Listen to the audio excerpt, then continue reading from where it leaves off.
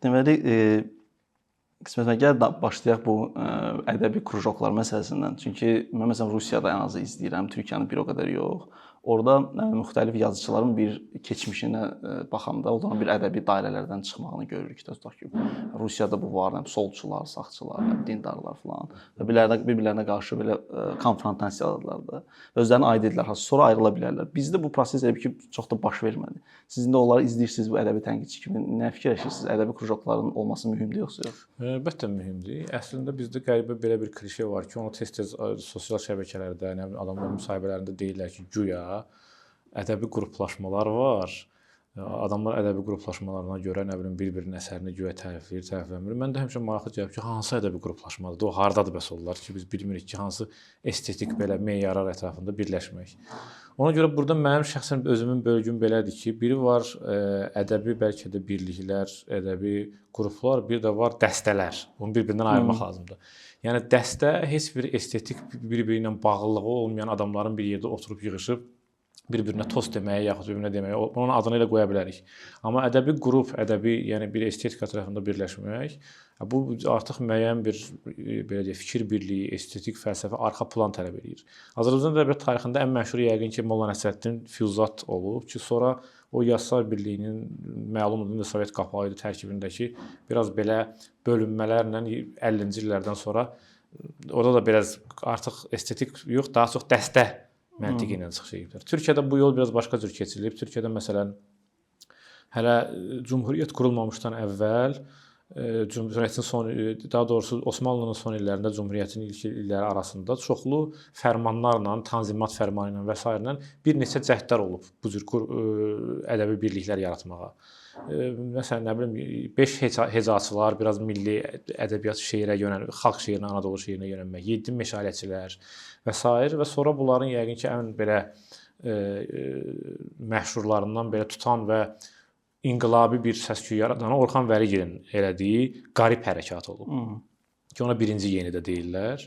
O 3 nəfər Orxan Vəli, Məlik Cəvdət Anday və Oqtay Rıfat ön sözünü, manifestini daha doğrusu, manifestal xarakterli mətnini Orxan Vəlinin yazdığı mətndən türk şeirində bir dönüş elədilər, inqilab elədilər. İndi adətən bizdə deyirlər ki, türk şeirinin daha çox Nazım Hikmətin təsiri olub. Amma son çağdaş araşdırmalar göstərir ki, əslində Nazım Hikmətin türk şeirinə təsiri, məsələn, Azərbaycan şeirinə təsiri daha çoxdur, nəinki türk şeirinə. Çünki Nazim ən yaxşı şeirlərini yazdığı vaxt atıb çıxıb getmişdi və yasaqlı idi orada. Həmin o boşluğu dolduran əslində Orxan Vəligil oldu. Yəni Orxan Vəligilin gətirdiyi yolla verili bir sərbəst şeir orada. Nazım Hikmətdən də kommunist zad məsələlər var. Nazım Hikmət o kommunist xəttinə görə, yəni Nazimin şeirlərinin hamısı yox da, belə samizdat yox ilə altdan onun haqqında xəbər tuturdular. Yəni amma bugünkü çağdaş türk şairlərinin özləri tədqiqatçılar deyirlər ki, yəni Nazimin xətti axı yoxdur bu dəqiqə, daha xətti yoxdur. Yəni onun ümumi əfsanəsinin bir təsiri ola bilər, amma konkret mətnşünaslıqda bir təsiri yoxdur. Amma Orxan Vəligil bunu edir. Sonra dalınca məsələn onlarda gəldi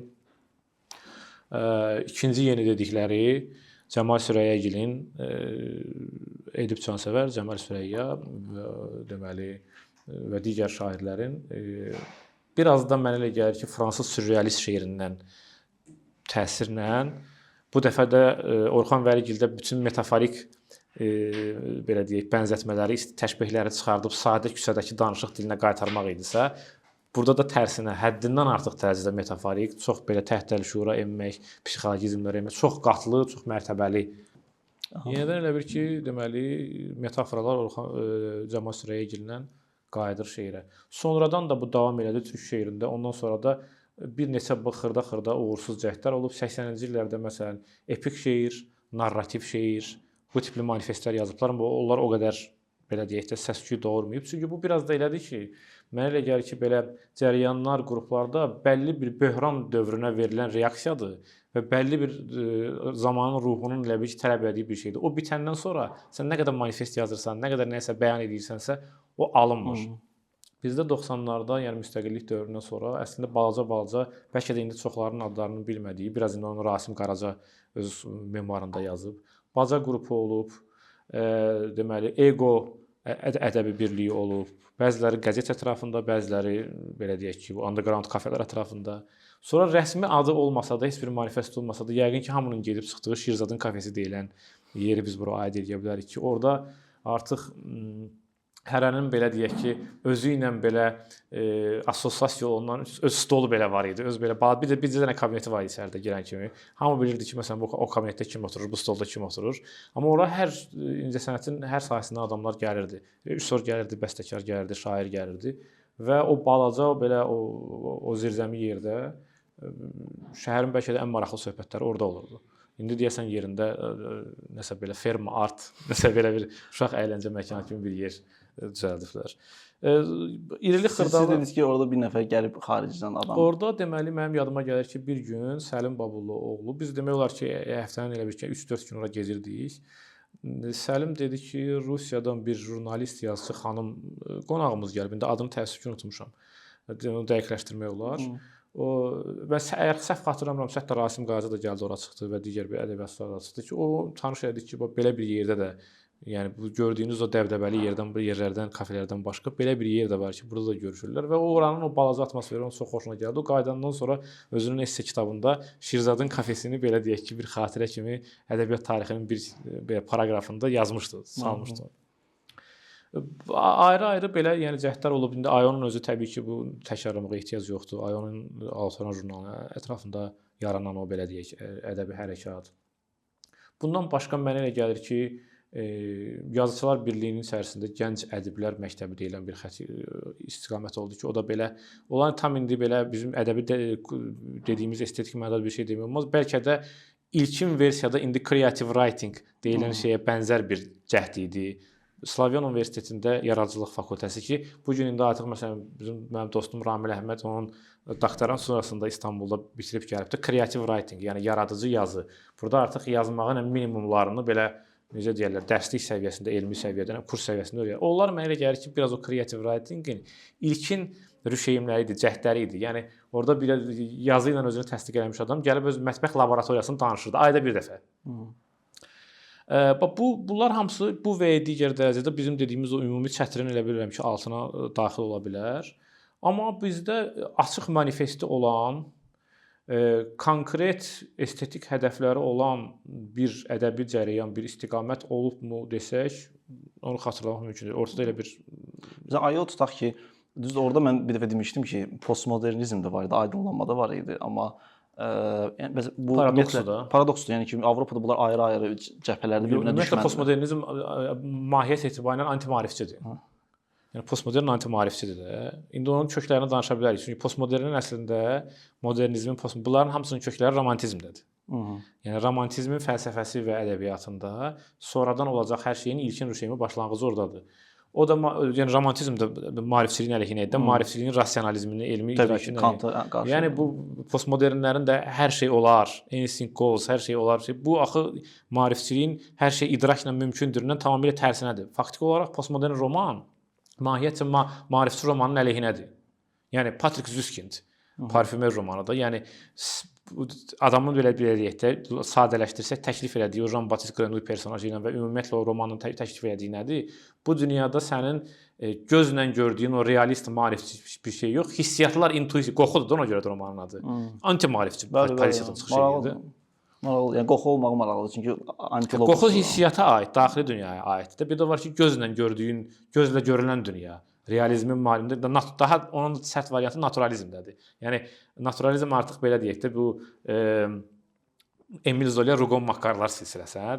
Bir dənə Parisdəki belə deyək ki, vitrindəki küçədəki hər şeyin inventarını çıxardır elə bil. Ad-bad yazır da. Lap gözlə görünən mikroskopik bir dəyər. Amma o birisi deyir ki, yox, o hissiyat məsələn qoxu, ətirlər və s. Bu anti-maarifçi pozisiyadır. Bəli. Amma burada niyəsə elə bil ki, mümkün olmayan ziddiyyətlər birləşmişdi Ayoda.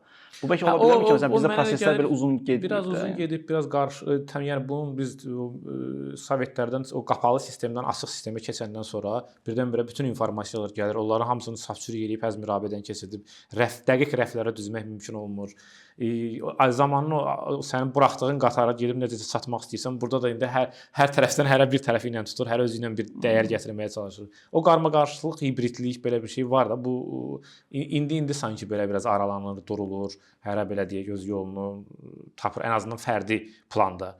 Amma o qarışıqlıq var idi əlbəttə, bir-birinə daban-dabana zidd məsələn, orada təfəkkürü və estetikası daban-dabana zidd. Yəni ona bəlkə də estetik Onları yazmaq istədikləri estetik birlikdən daha çox yazmaq istəmədikləri birləşdirirdi. Yazıçılar birliyinə qarşı. Nəyə qarşı olduqları birləşdirirdi, nəyə doğru can atdıqları yox. Maraqlı. Yəni neqativ tərəfi birləşdirirdi. Demək ki, o ölçü kimi də belə deyək, yəni definisiyasını versək, ədəbi birliklərin olması üçün estetik qayə olmalıdır. Bir də siyasi şey olmalıdır yoxsa yox? Yəni siyasi konfrontasiya, məsələn, bir meydan oxuması tutaq ki. Ola bilər, əlbəttə, elə cərəyanların içərisində o da var. Cərəyanların içərisində o da var. Bayaq məsələn xatırladığımız, tutalım Orxan Vəlidən xatırladıq da. Nazim məsələn tutaq ki, köçüb getmişdi kommunistiyaya. Orxan Vəli əslində həm siyasi Nazimin siyasi pozisiyasından əslində konfrontasiyadaydı.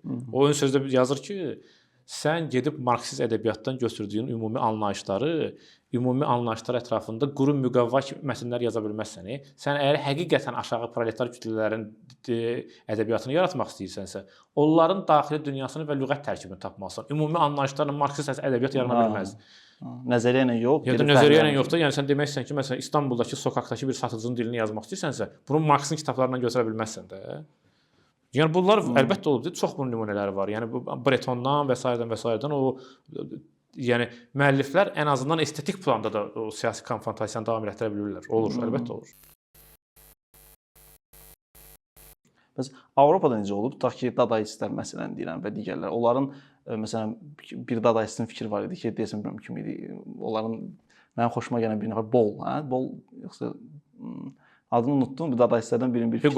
Hugo Bol. Onun bir fikri vardı ki, bu dadaist üçün ən aşağı eləyə biləcəyin şey küçəyə çıxıb təsadüfi bir adamı öldürməkdir. Məsələn, bu aktdır. Anarxizmdir. Yəni siz nə düşünürsünüz? Orada o proseslər siyasi ola bilər, olmaya da bilər, amma məsələn Avropada da mütləq bu ədəbi birliklər var idi və Avropa ədəbiyyatına təsir edib.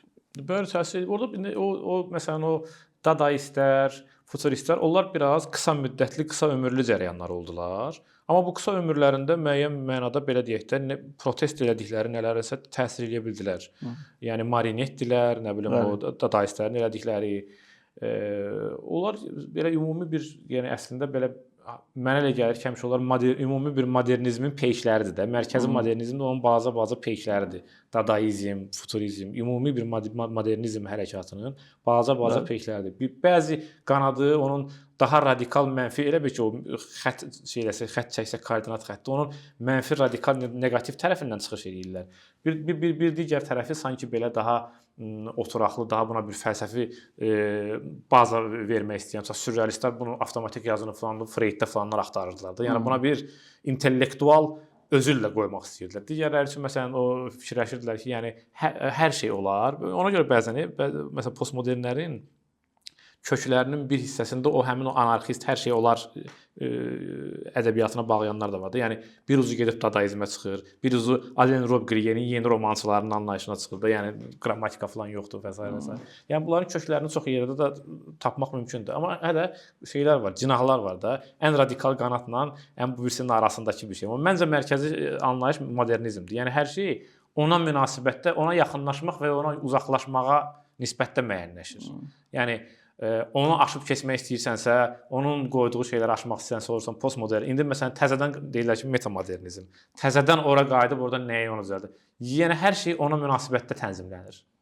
Metamodernizmin postmodernizmini necə ayırardınız məsələn? Metamodernistlər indi mən son illər onları oxuyub, onları anlamağa çalışmaqla məşğulam. Bu iki Hollandiyalı deməli gənc ədəbiyyatşünas filosof Timothy Vermeulen və Robin der Acker bunlar bir manifest yazdılar, Notes on Metamodernizm və bu manifestlə də əslində manifestlər dövründən sonra manifesti məşhurlaşan çox bəlkə də yeganə adamdır. Yəni artıq indi 21-ci əsrə manifestlər dövrü demirlər də, manifestlər dövrü 20-ci əsrdə qalıb. Amma nadir adamlardandır ki, manifestlər dövründən sonrakı dövrdə bir manifest yazıb, onu bir humanitar fikirdə səs-küyə yarada bildilər. Onlar deyirlər ki, postmodernin həyatımıza gətirdiyi rişxənd, ironiya, fasiləsiz şəkildə hər şeyi dekonstruksiya eləmək, hər şeyi dekonstruksiya eləyək, sökək, nə bilim, onun xarabalığında gəzişək və s.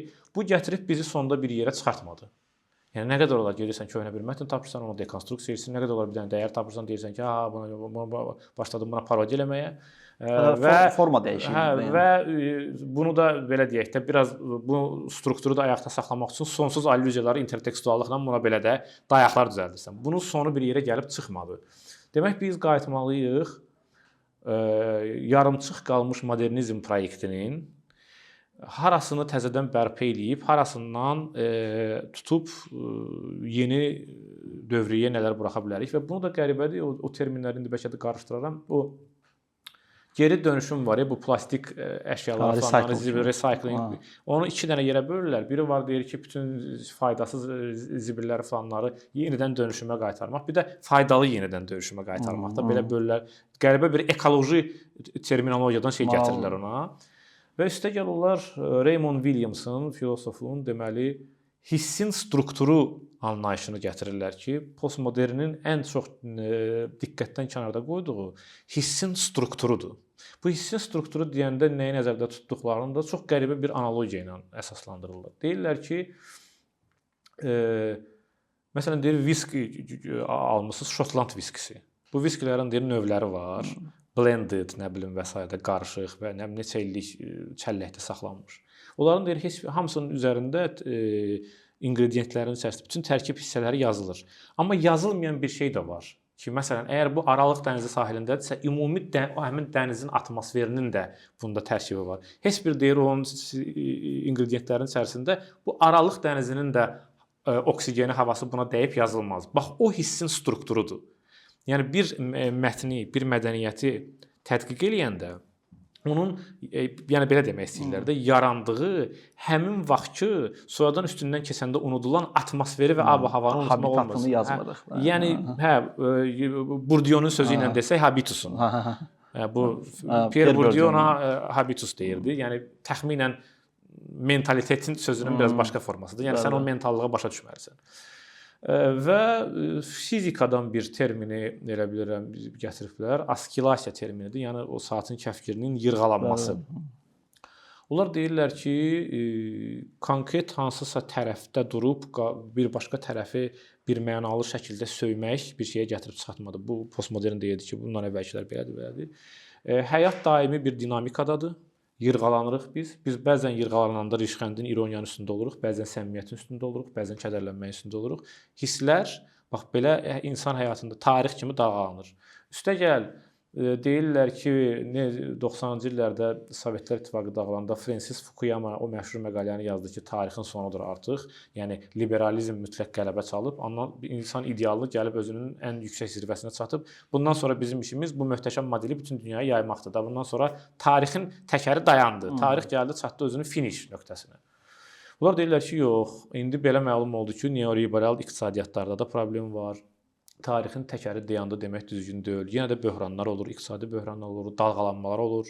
Yenə də görürük ki, bir modeli ehkam kimi qəbul etmək bizim həyatımıza necə problemlər gətirir. Yenə də belə deyək də bir ölkə digər ölkənin ərazisinə hücum eləyir, 21-ci əsrin ortasında hücum eləyir. Və deyirdik ki, açıq bazar şey olmalıdır, amma dövlət nəzarətindəki bir Çin modeli də dünyada işləyə bilirmiş. Deməli, tarixin təkəri təzədən işə düşür. Tarixin təkəri təzədən işə düşürsə, deməli, yenidən axtarış var. Heç nə bitməyib. Və postmodernin hər şey bitib deyə hər şey olar tezisi, deməli, dəyərdən düşüb. Biz indi başlayıb axtarmalıyıq ki, bunun bu əsrdəki bu təlatümlərin romanı necə olmalıdır, şeiri necə olmalıdır. Bunu da bəzi müəlliflərlə, nə bilim, Amerika müəllifləri var orada, David Eggers var, Jonathan Safran Foer var. Əvvəlki əsrlərdən də bəzi müəlliflərin əsərlərini bura aid eləməyə çalışırlar, axtarırlar. Məsələn, o Infinity Jest yazan nə idi? Unutdum onun adını. Xatırlasam deyərəm. Deməli, o müəllifləri özlərinin müəyyən qədər əcdadları sayırlar ki, oradakı daha belə deyək, bəlkə də bizim də səmimiyyət kimi tərcümə edə biləcəyimiz hissiyatları qabartmağa çalışırlar. Nəinki ancaq başdan ayağa intertekstual oyun. Bəli.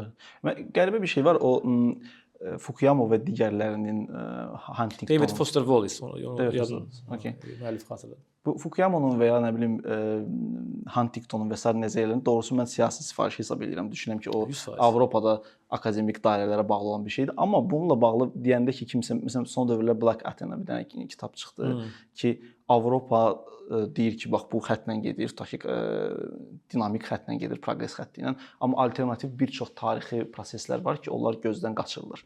Amma mən doğrusu bu uğursuz cəhd kimi hesab edirəm bunu. Çünki axı bizə doğrudan da bir dostum demişkən bir manın tarixi maraqlı deyil. Bizə hətta mən Şəddadilərin tarixi, çünki orada əsas o zehni prosesuallar orada o nəbzi vurulmayıb orada. Yəni ki, o Kant, maarifçilik, aydınlanma, nə bilim ondan sonra hətta böyük hadisələr deyil də, yan hadisələrdir və onlar tarixdə qalmağa layiq deyilmiş ki, qalmayıb. Bu məsələdə mən obyektivliyə inanıram. İndi bax mən ədəbiyyatı heç bilmirəm o proseslər necə ardı. Məsələn, ayrılıqda mən post ədəbiyyat götürüb oxuyuram da. Fəlsəfədə aydındır o proses necə gedir. Bəs ədəbiyyatda necə gedib deyək ki, bu əsasən də bu modernizmin içindəki o proseslərdə romantizm, xüsusən son dövrdə horror janrının inkişafı, hamı horror çəkir və s. çox populyardır da. Onu belə qısa xülasə belə map kimi deyə bilərsiniz. Yəni romantizmlə başlaya bilərik. Yəni çox şeylərin kökü ordadır da, romantiklərin gətirdiyi. Yəni romantizm, realizm və klassizm bu üçü arasındakı, bu üç bucaq arasındakı davada və bir-birinə münasibətdədir. Romantiklər deməli Fransadakı baş verən inqilablardan sonra, burjua falan inqilablarından sonra gələn məyusluqdan doğdular, belə deyirlər nəzəriyyəçilər. Çünki onlar gözləyirdilər ki, bu inqilablardan sonra onların idealları ki var, o ideallar həyata keçəcək, amma ideallar həyata keçmədi və məlum oldu ki, yenə də yəni birinin yerinə digəri gəldi və heç nə dəyişmədi. Və burdan romantik məyusluq deyilən anlayış ortaya çıxdı. Onlar fikirləşdilər ki, bu niyə belə baş verir? Və maarifçilərlə orada polemika orada başladı ki, özlərindən yəni realistlər, maarifçilər deyirlər ki, bu dünyanın maarif yolu ilə, idrak yolu ilə təlim tərbiyə eləyib, ağıllandırıb, elmi metodologiya ilə bir nizama salmaq olar. Romantiklər dedilər ki, təxminən xeyr, şər daxili məsələdir. Sən ancaq gözlə görünən maddi dünyadakı adamları gedib, nə bilim, məktəbdə oxutdurmaqla, nəsə, nə bilim, riyaziyyatı öyrətməklə, fizikanı öyrətməklə o demək deyil ki, şərin qabağını alacaqsan və insan daha çox təhsil alanda şər olmayacaq. Onda da təhsilli şərə xidmət edən adam olacaq. Çünki şər maddi gözlə görünən yox, daxili məsələdir. İnsanın daxili. Deməli, ədəbiyyatın işi insanın daxilinə, intuisiya, təhtər şuuruna, zirzəmisinə enməkdir. Hegel onu daxiliyə şeydir, romantiklərin əsası daxililəşmədir. Əsas olan daxilə yönəlmədir. Əsas olan mövcud olan yox, ehtimal olunanı yazmaqdır. Və bu sonradan bax burada intuitivizmin də sonradan Andri Bergsona təsir edəcəyi feydə. Hamısının əslində ilkin başlanğıclarını romantiklər təxminən özü tarixi roman romantiklərdən başlayır. Nə bilim o povest qəribə məsələn fantastik povest, o gotik roman, Amerika romanı da yəni milliyyət anlayışı, zehin haqqında Herder yazır məsələn. Bəli, millət anlayışı, folklor araşdırmaları, almanlardan başlayır da hamısı. Bütün folklor biz niyə qayıdacağıq, folklora qayıdacağıq. Hansı yerdəki, hansı çağlardakı maarifçiliyin elmlə rəndələyib düzləşdirmədiyi, bir cürləşdirmədiyi formaya salmadığı saf zamanı gedib axtarıb tapmalıyıq ki, hər şey oradadır da, ora istinad etmək. Buradan da indi radikal sonra millətçi şeylər də təbii ki, belə deyək, sapa bilir də o yollarda. Yəni o Novalis məsələn ən məşhur bəlkə də Novalisin sözü ilə bunu ifadə etmək olar. Novalis deyirdi ki, insan düşünəndə dilənçi, xəyal quranda tanrıdır. Tam romantizmi ifadə edən bir şeydir. Sən maarifçilərin dediyi kimi fikirləşəndə deyir, belə dilənçiliklə mikroskopik edirsən, belə zülm çəkirsən. Amma xəyal quranda sonsuz aləmlər sənin gözünün qabağında açılır. Buradan məsələn fantastikaya, sci-fiyə falan bircə addım var. Xəyalın bütün qapılarını açır. Buradan postmodernizmə bircə addım var. Amma məncə bunun fəlsəfədə də kökləri var. Təxminən maarifçilər və s. deyirlər ki, dünyanın elə qanun uyğunluqları var ki, o hər yerdə eynidir, dəyişmir. Biz onları elmi təfəkkür vasitəsilə ölçüb, müəyyən belə deyək, ən az riyazi qaydalarla və s. belə də bunların vahidlərini müəyyənləşdirə bilərik. Kateqoriyalarını falan. Romantiklər deyirlər ki, yox, hər şey dəyişir. İnsanın şəxsiyyəti də, mədəniyyət də, hər şey tarixin qabağında axır gedir. Yəni elə bil ki, biri Heraklitdir, biri Parmeniddir. Birinin elə arxasında elə bir Heraklit danışır, birinin arxasında Parmenid. Heraklit deyir ki, hər şey axır, çay axır gedir, bir çay iki dəfə girmək olmaz. Parmenid deyir ki, heç nə dəyişmir. Orada qəribədir ki, Parmenidi foto ilə adətən şeylik assosiasiya edirlər. Herakliti filmlə ki, axır fotodur. Yəni bu köklərinin o fəlsəfədə də tapmaq olar. Yaxud da məsələn də romantiklər deyirdilər ki, biz janrların arasındakı sərhədləri götürməliyik. Niyə özümüzü məcbur eləməliyik? Klassizmin kanonik ehkamçısı məsələn 3 vəhdət prinsipinə. 3 vəhdət prinsipi var klassizmdəki bir dram əsərində zaman, məkan, insan dəqiqliyi olmalıdır. Zaman konkret bir tarix olmalıdır, məkan konkret bir yer olmalıdır və bir insan ətrafı taleyi ətrafında baş verməlidir. Düzdür? Bu deyir ki, bu məhdudiyyəti biz qırmalıyıq. Niyə? Buna ehtiyac yoxdur. Janrlar arasında sərhədlər getməlidir və s. Elə bir ki, postmodern Leslie Fidler danışır. Cross the border, close the gap. Kitabın adı nə idi? Xəndəkləri doldurun, sərhədləri keçin. Öyle hər şey olar da. Yəni sonradan postmoderndə görsən əks sədası var bunun. Yəni bu sonradan realistlər, romantiklərin bu dövründən sonra yəqin ki, realizmdən danışmalıyıq biraz da. Realistlər artıq həyatın, bəlkə də realizmi daha yığcamlaşdırsaq, bilsən uzun danışmadan qısaca deyim, Prosper Merimenin Turgenevə məktubu var. O məktubda deyir ki, biz yəqin ki, yazıcı olaraq Cuvier'in elmi kəşflərindən, metodundan istifadə eləməyik. Cuvier necə ki, şiri caynağına əsasən bərpa eləmək metodunu tapdı. Biz də elə fərdidən ümumiyə gedə bilərik. Yəni tipikləşdirmə, ümumiləşdirmədə. Bu realizmin metodudur. Fərdidən ümumiyə gedə bilərik. Elə bir ki, sadə ümumi desək, bu elə bir ki, bazı məktubdakı söhbətdə realizmi eləmək istəyir. Yəni yazıcı bir optimal məsafə tapmalıdır. Onlar belə deyirdilər də. Gerçəkliyə münasibətdə sən gerçəklikdən çox uzaqlaşanda allegorik, simvolik olursan, həddindən artıq yaxşılaşanda naturalist olursan. Optimal məsafəni tapanda realist olacaqsan. Ortasında. Hətta sonradan gələn naturalistlər də realizmin formasıdır. Daha radikal formasıdır. Bayaq onu xatırladıq da. Yəni həyatın xırda inventarını çıxartmaq, detallarına qədər yazmaq, uzun-uzadı yazmaq, irsiyyətin qanunlarını buna tabe eləmək. Onlar da fikirləşirdilər ki, inqilabların sonra nəticəsi hamı böhran vəziyyətinə çıxış yolu axtarır da. Hərəsi bir cür çıxış yolu axtarır da. Bunlar da deyirdilər ki, ona görə biz bu inqilablardan sonra bir yerə gəlib çıxa bilmədik ki, bizim ideallarımız var idi, amma elmi metodologiyaya əsaslanıb otuzdurulmamışdı bu. Ona görə biz qayıtmalıyıq fiziologiyanın, biologiyanın qanunlarını tətbiq eləməliyik. Qəhrəmanlarımız irsiyyətin qanunları əsasında yazmalıyıq. Emil Zola Nana belə gəldi və o biri falan atadan doğulandı, biri falan başlayırdı belə şəcərəni ona əsasən qurmaq. Bunlar hamısı böhran vəziyyətinə verilən reaksiyadır. Amma mən belə öz çıxarışımı eləsəm, öz belə definisiyamı eləsəm buna, mənə elə gəlir ki, ədəbiyyat bütün zamanların içində indiki zamanı tapmaq sənətidir. Keçmişin içində də bir indiki zamana aid olan nəsə tapmaq ki, indiki zamanda faydalı olsun. Gələcəkdən yazanda da bunu indi görüm neyim. Hətta indiki zamanın içərisində də alternativ bir indiki zaman tapmaqdır. O Lacanın bir sözü var dillə bağlı, xoşuma gəlir mənim. Deyir ki, yazıcı öz ana dilinin içərisində ikinci bir ana dil yaradan adamdır. Yəni mən bunu belə biraz deformasiya etsəm belə deyirəm ki, ədəbiyyat bütün zamanların içərisində indiki zamanı tapmaq yaxud axtarmaq sənətidir. Bu Edgar Allan Poe burada harda dayanır? Edgar Allan Poe Amerikan romantizminin Hawthorne-dan biri yerdə ən böyük nümayəndələrindən biridir. Həmin o dediyimiz o xəyal, deməli, romantik məyusluq və s. gətirib ona çıxardır ki, onlar gəlib o məqama gəlib çıxdılar ki, deməli, insanın içindəki şərin, yəni insanın içində biz içimizə boylanmalıyıq demədik bayaq. İçimizə boylanmalıyıq, intuisiya, daxililəşmə, hisslər, şəxsiyyət çox fərdiyyətçidir romantiklər. Həddindən artıq fərdiyyətçidir. O birisi tipikləşdirməyə gedir. Yəni ümumi bir xüsusiyyətlərdən bir dənə məsələn 500-dən elə bir ki, xəsis adamdan bir dənə xəsis adam yaratmaq. Bu deyir ki, yox, konkret xəsisin konkret. Postmodern nə qədər oxşuyur. Hə, konkret xüsusiyyəti. Yəni ümumi yox, xüsusiyə münasibət. Və o xüsusiyə münasibət eləyəndə də sən cinayətkarın da daxili aləminə enmək, pedofilin daxili aləminə enmək, yəni bütün belə qorxunc cinayətkar adamların daxili aləminə. Oradan horrora, fantastikaya çox az məsafə var. Bunun ən yəqin ki, belə möhtəşəm nümunəsi Edgar Allan Poe-dadır ki, Edgar Allan Poe-nu Charles Baudelaire oxuyanda deyirdi ki, mən bunu demək istəyirdim. Mən bunu axtarırdım. Sonradan onu tərcümə edib söz yazıb, məşhur söz. Ki bu bütün onun şeyləri odur. Yəni qərb ədəbiyyatında bir neçə bu gün də dəbdə olan artıq filmləri çəkilən, Netflix-də belə deyək, o janrlarda gördüyümüz şeylərin hamısının atası çox az da yaşayan, ömrü də çox qısa olan belə ölümü ilə bağlı bəlkə də yüzlərlə versiya olan bəzi adamlar deyirlər ki, içkidən həddən artıq içkidən ölüb, bəziləri deyirlər ki, onu seçki karuselinə daxil eləyiblər ki, getsin orada da səs versin, burada da səs versin, gəlsin, bu dənə yerdə alladıb içkisinə zəhər qatıb orada öldürüblər. Belə çox versiyalar var Edgar Poe-la bağlı.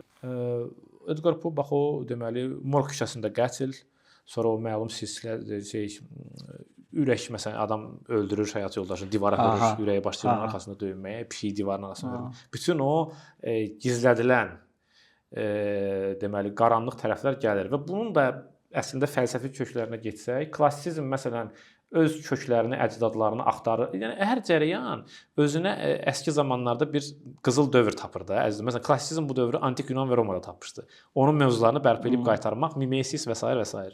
Romantiklər bunu orta əsrlərdə və xristianlıqda tapırlar. Özəyi xristianlıqdır. Çünki xristianlıq da çox fərdiyyətçidir ki, fərdiyyətli məsələdir. Üstə gəl də o birisilər çox apollonikdir. İdrak, ağıl, Apollon. Sonradan Nietzsche'yə də təsir edəcək o Dionizyak xəsarət. Bunlar orfik şeyləri seçirlər. Romantiklər orfeizm seçirlər. Orfey nə idi? O cəzalandırılmışdı da 6 ay yerin altına ki, qaranlığa gedəcəkdi, insanın qaranlığına, 6 ay günün üzrə çıxacaqdı. Həmin o qaranlığa bunlar orfizmi seçirlər. Sonradan da Nietzsche'nin o Dionizyak dediyi o da bədənin qayıtması.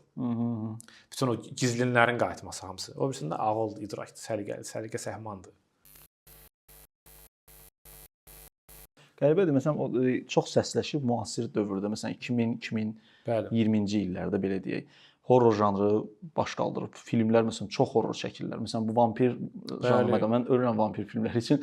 Bram Stoker'in məsələn o yazısı, romanı, orada bir əsilzadə uduzub, çəkilib, özü çox intellektualdır, qaranlığa çəkilib, günəşə nifrət edir və Pelevin sonra buna Empire V yazır ki, əslində bu siyasidir, orada qan içilmir, insan zamanını udurlar, aristokratdılar falan. Yəni bir aristokratın tənhalığını bu janrlarda göstərir. Siz sevirsiniz horror janrını? Mən sevirəm. Mən horror, fantaba qəribə şəkildə bizdə onun çox şeyi yoxdur sanki belə necə deyim, sevəni azdırmı deyim, yoxsa belə oxucusu mu azdır deyim ki, Azərbaycan ədəbiyyatı ona çox meyl eləmir də yazmaq. Amma indi bu streaming platformalarını atmağı ilə oralarda məsələn streaming nə görürük orada? 20-ci əsrin məşhur cinayətkarı ilə bağlı dokumental filmlər çoxalıb. Bir adamın məsələn detektivlər artıq nəyini cinayətkarla gedib uzun-uzadı müsahibə eləmək, onun da şeyin psixopatın patoloji şeydir də belə zədəli dünyasına enmək. Yəni belə şeylər çox da Dahmerin nə bilim şeyindən çəkmək, onu anlamaq falan, nə bilim evdə nə necə öldürdü 8 adamı və s. Fantastika həddindən artıq çoxalmağa başlayıb. Çox belə nə bilim köhnə Van Helsingləri təzədən çəkirlər və s. eləyirlər. Nə əlaqəlidir? O ilə əlaqəlidirmi ki, birincisi romantiklər onu çox yaxşı vurğuladı ki, kökləri romantizmdir, müasir postmodernizm. Yəni müasir postmodern, onun postmodern elə bil əks sədasıdır. Yəni epoxa, postmodern epoxa müəyyən şeyləri davam eləyir də, formasını dəyişdirir. İndi özünün görünür indi ədəbiyyatda özünün müəyyən artıq gücünü tükədib, onu ötürüb bu yeni yaranan streaming platformalarına ki, o daha populyar janrlara belə deyək də, o mini seriallarda bu daha rahatdır. Yeri gəlmişkən səhv eləmirəmsə Netflix-də elə Edgar Poe nəsə çəkmişdilər bir dənə mini serial var idi. Ən mavi gözləri idi falan, nə idi o hekayələr silsiləsi, antologiyası belə. Yəni o yəni o insanın qaranlığına, dərinliyinə, intim məhrəm zonasına enmək. Bu indi aktuallaşır. Yəni həyatınla bağlı jəlüzləri endir, şlaqbaumları götür, onu etiraf elə. Aç, ifşa elə getsin. Özün öz həyatının paparazisi ol. Belə bir şey dəvdədir. İndi yəni əslində heç kim həyatını gizlətmir, özü yəni ehtiyac yoxdur kimsə onu çəksin.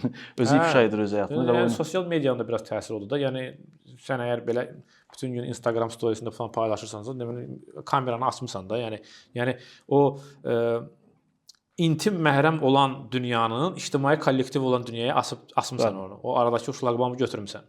Edgar Allan Poe düzü mən müasirləri oxuyandan sonra bir neçə hekayəsini sayır oxudum. Darıxdırıcı gəldi mənə Edgar Allan Poe. Yəni gözlədiyim o çünki təsirlənənlər özləri çox zaman ritmi çox güclüdür. Orada klassik. Qəribə şəkildə çox böyük nəzəriyyəsi olub. İndi şair onun məşhur kompozisiyanın fəlsəfəsi adlı məşhur məqaləsi var. Ümumiyyətlə hekayə sənəti ilə bağlı. Yəni bunun ilk dəfə sadəcə elə belə necə gəldi, belə təsadüfi yox. Bunun üzərinə düşünən də ki, bu necə olmalıdır? Qısa hekayə necə olmalıdır? Məsələn, bununla bağlı məqalələr yazıb. Ki orada deyir ki, əsas effekt bütövlük effekti və oxucuna bir anda tutub saxlamalıdır. Məsələn, qısa hekayə belə olmalı. Bu şeyləri, terminləri ilk dəfə Poe'dan gəlir ədəbiyyata. Maraqlı bilmirdim heç onu. Bəs mən belə düşünürdüm ümumiyyətlə, məsələn, müasir nə filmlərə baxa bilirəm. Bizdə dostlarla zarafatımız var ki, yaşayan müəllifləri oxuya bilmirik də gərək. Məsələn, klassik eposlara gəlir. Məsələn, Hesiod tutaq ki də yazıb Teogonia, tanrıların hekayəsi. Adi adam orada yoxdur. O dövrdə ümumiyyətlə aktual deyil. Adi adam həyatında yoxdur. Yeri gəlmişəm Baxçin də bu nəzəriyyəni dəstəkləyirdi. Sonra deyək ki, qəhrəmanlar çağı var. Biz Teseyin həyatına baxırıq, Hadiseyin və sairə ilə. Orada da hətta Baxçinin və digərlərinin belə bir versiyası var ki, oradakı bütün qəhrəmanların aktlarını yazırdılar Hadiseyə. Məsələn, çox adam qəhrəmanla yazır. Bütün sevgi hekayələrini yazırdılar, tutaq ki, Afroditə və digərlərini. Amma artıq biz müasir dövrə gələndə xalqların tarixi yazıldı, deyək ki, adi adamın həyatı yazıldı. Biz nə bilim. Bəli. Hansı film baxırıq ki, minor tarix. Hələ tutaq ki, Belatanın filminə baxırıq ki, bir adamla qab yuyur, tutaq ki, uzun bir şey. Amma deyək ki, onun belə bir məxsussiliyi var idi müasir dövrə qədər. Mən indiki filmləri açırsan, adidən adi adamın, hansı ki, o qəhrəman yox, anti qəhrəmandır. Sözün düzü mən bunu bəzən sosial şəbəkələrdə falan yazıram. İndi bəzən də mənə belə deyirlər ki, sən cəhd elə biraz zamana uyğunlaş. Oğlum, mən məsələn son illərin bu Keralan romanlarını, son illərin nəşriyyatların çox böyük dünyadakı nəşriyyatların bəhbəhlə təqdim elədiyi yazıların oxuyub heç birindən bir zərrə qədər zövq ala bilmirəm.